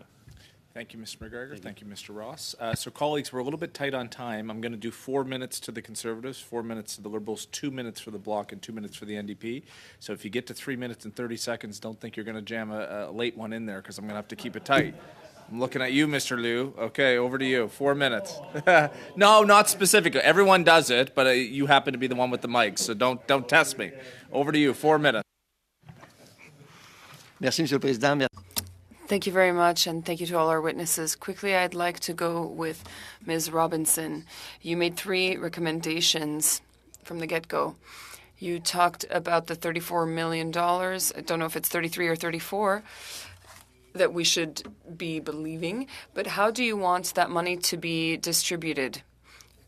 I imagine that your point of view has already been shared with the important stakeholders. Yes, it has, and we had asked for it to come back to producers in to enable them to invest in technology and improve sustainability and in our production systems. And very important, we understand that it's muddied waters now in order to send the money directly back to producers, but just trying to find a way to make sure that the bulk of it does come back to producers in some way, that it gets used towards something that's going to bring a benefit for the greater good. Oui, ça me va comme réponse. That's a good answer. You said the major part, the majority, but I do hope it's all of it. I do hope that goes back to the producer, because they're the ones that paid for it. A question for Ms. Lefebvre or Mr. Bourgoin. You talked about reciprocity. That, of course, interests me and has interested me since I have been a member of this committee. There are things that must change quickly.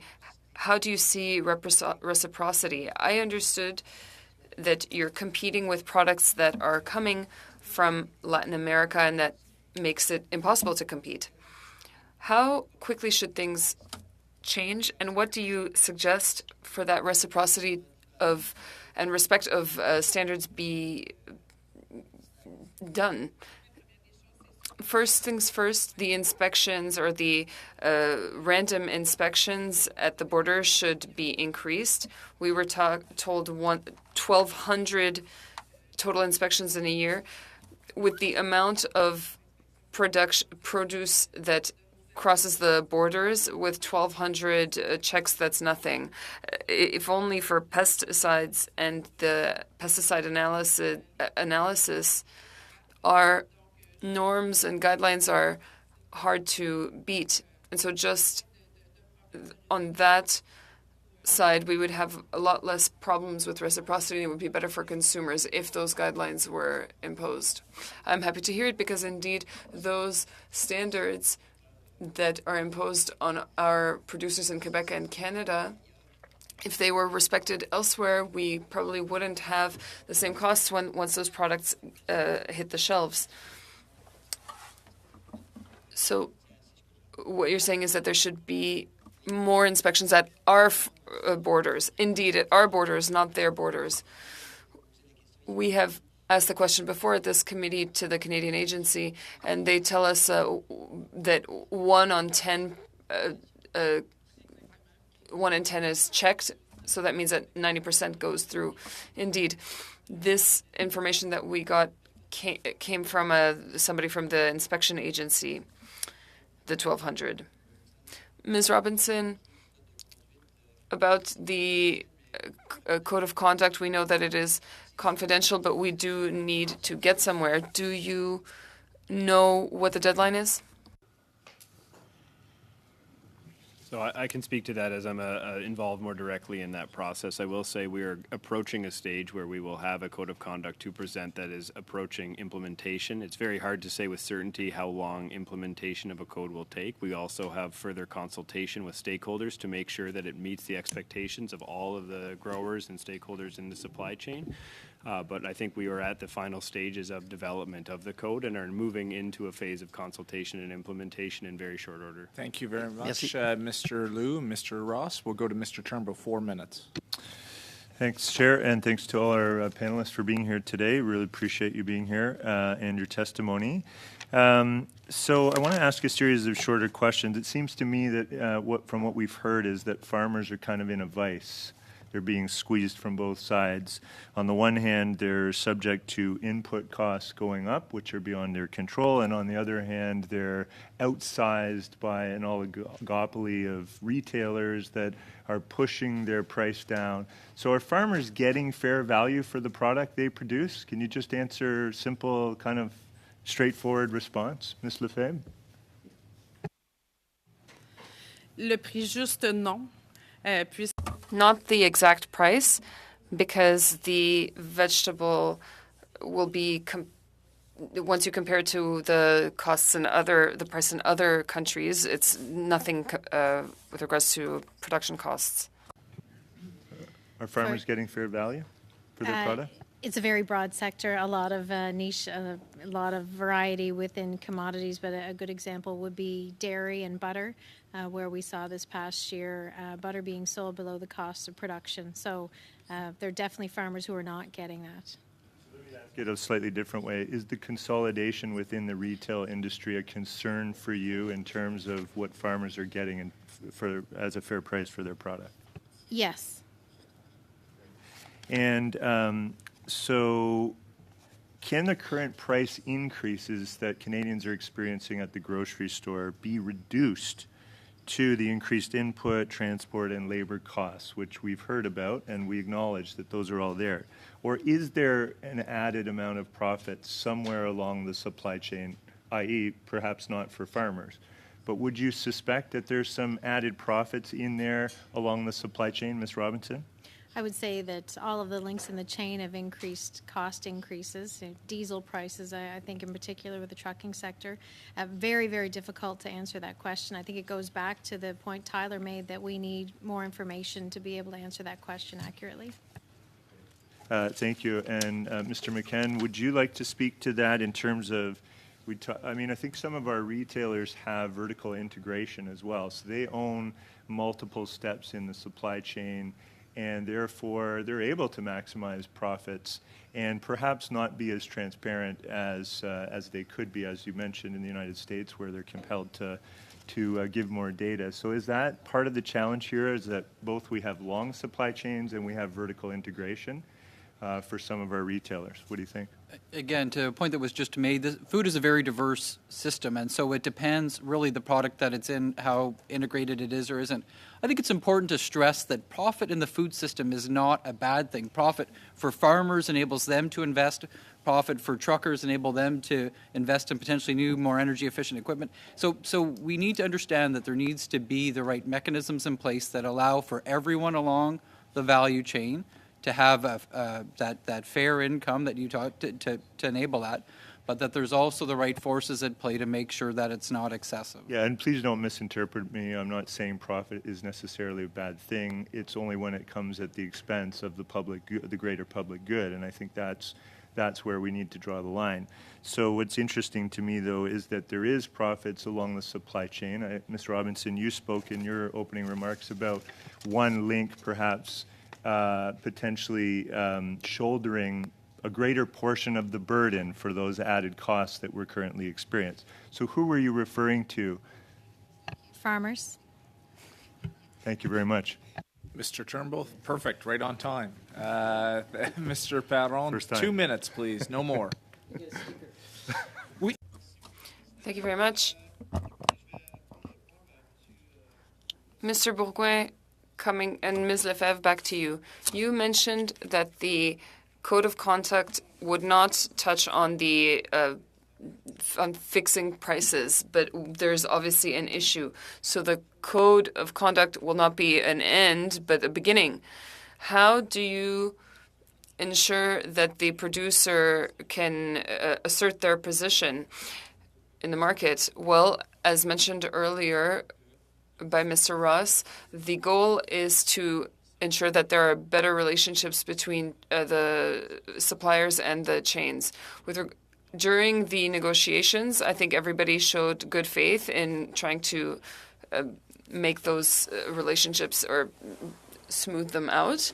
But one of the things that we're going to be doing is that after about 18 months, we should reflect on whether or not results have been reached. That will be a very important thing to do in order to make sure that the Code of Conduct is brought to the next step after 18 to 24 months. Same question, Ms. Robinson. How would you assert your position on the market as a producer? Comment on fait pour renforcer le pouvoir de négociation des producteurs? Comment on fait pour... How would you... it's the same question as Mr. Bourgoin. How would you ensure that your negotiating power... How would you ensure your negotiating power? I think there's a few critical elements. One of them is certainly that a point that's been raised earlier is the Code of Conduct does not exist. It will not exist in isolation, and the Competition Act and competition law needs to be closely looked at as to whether it has sufficient enforcement capacity to really address consolidation in the retail space. I also think certainly there's a strong role for education and outreach to inform and help producers understand the nature of supply agreements and what is confined within them, and ensure that there is greater understanding of what they are agreeing to at the time and how to empower them in negotiations.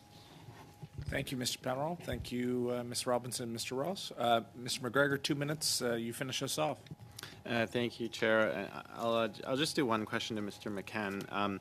You were saying in your opening remarks that inflation in food prices is regressive. It of course hits the poorest in our society the hardest, and I think you said that roughly 70%, in the neighborhood of 70% of those earning under $25,000 were saying they were struggling, and I've certainly heard that from my own constituents out on Vancouver Island.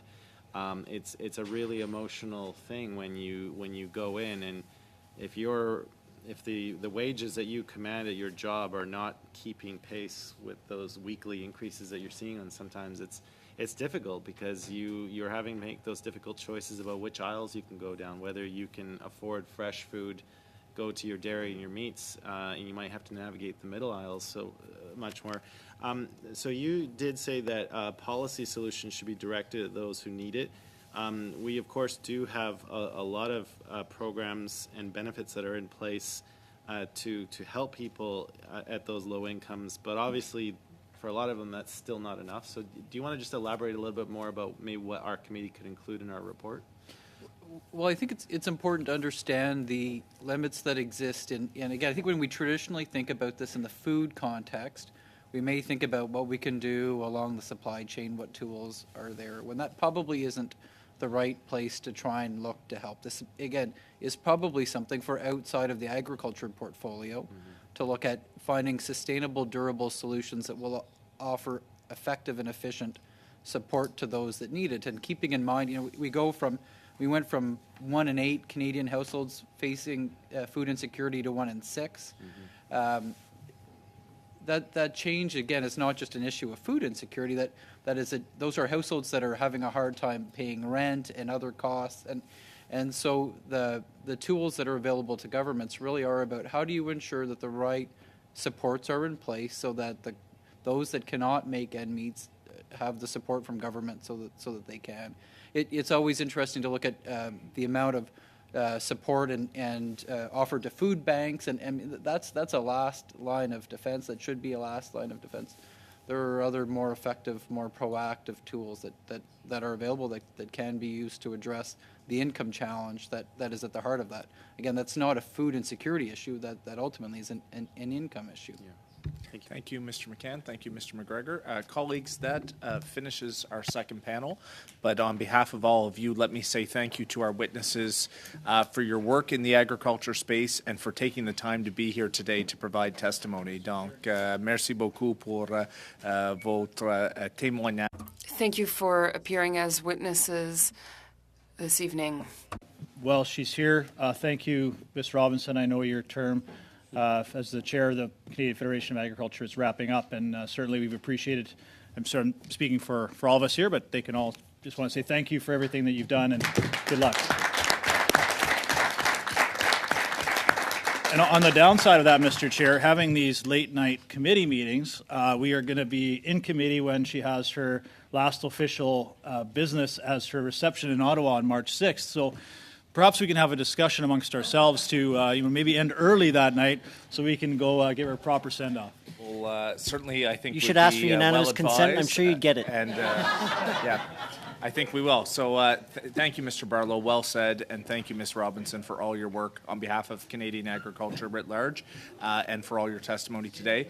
Colleagues, we are going to get back at it on Wednesday. We're going to continue the study of the draft report of global food insecurity. We did great work in the first bit. My hope as your chair is that we will be able to clear that first draft, get it back to the analysts, and be ready a week from that time to be able to do the second report. So we will see everyone on Wednesday. Thank you to our witnesses. Good night to all.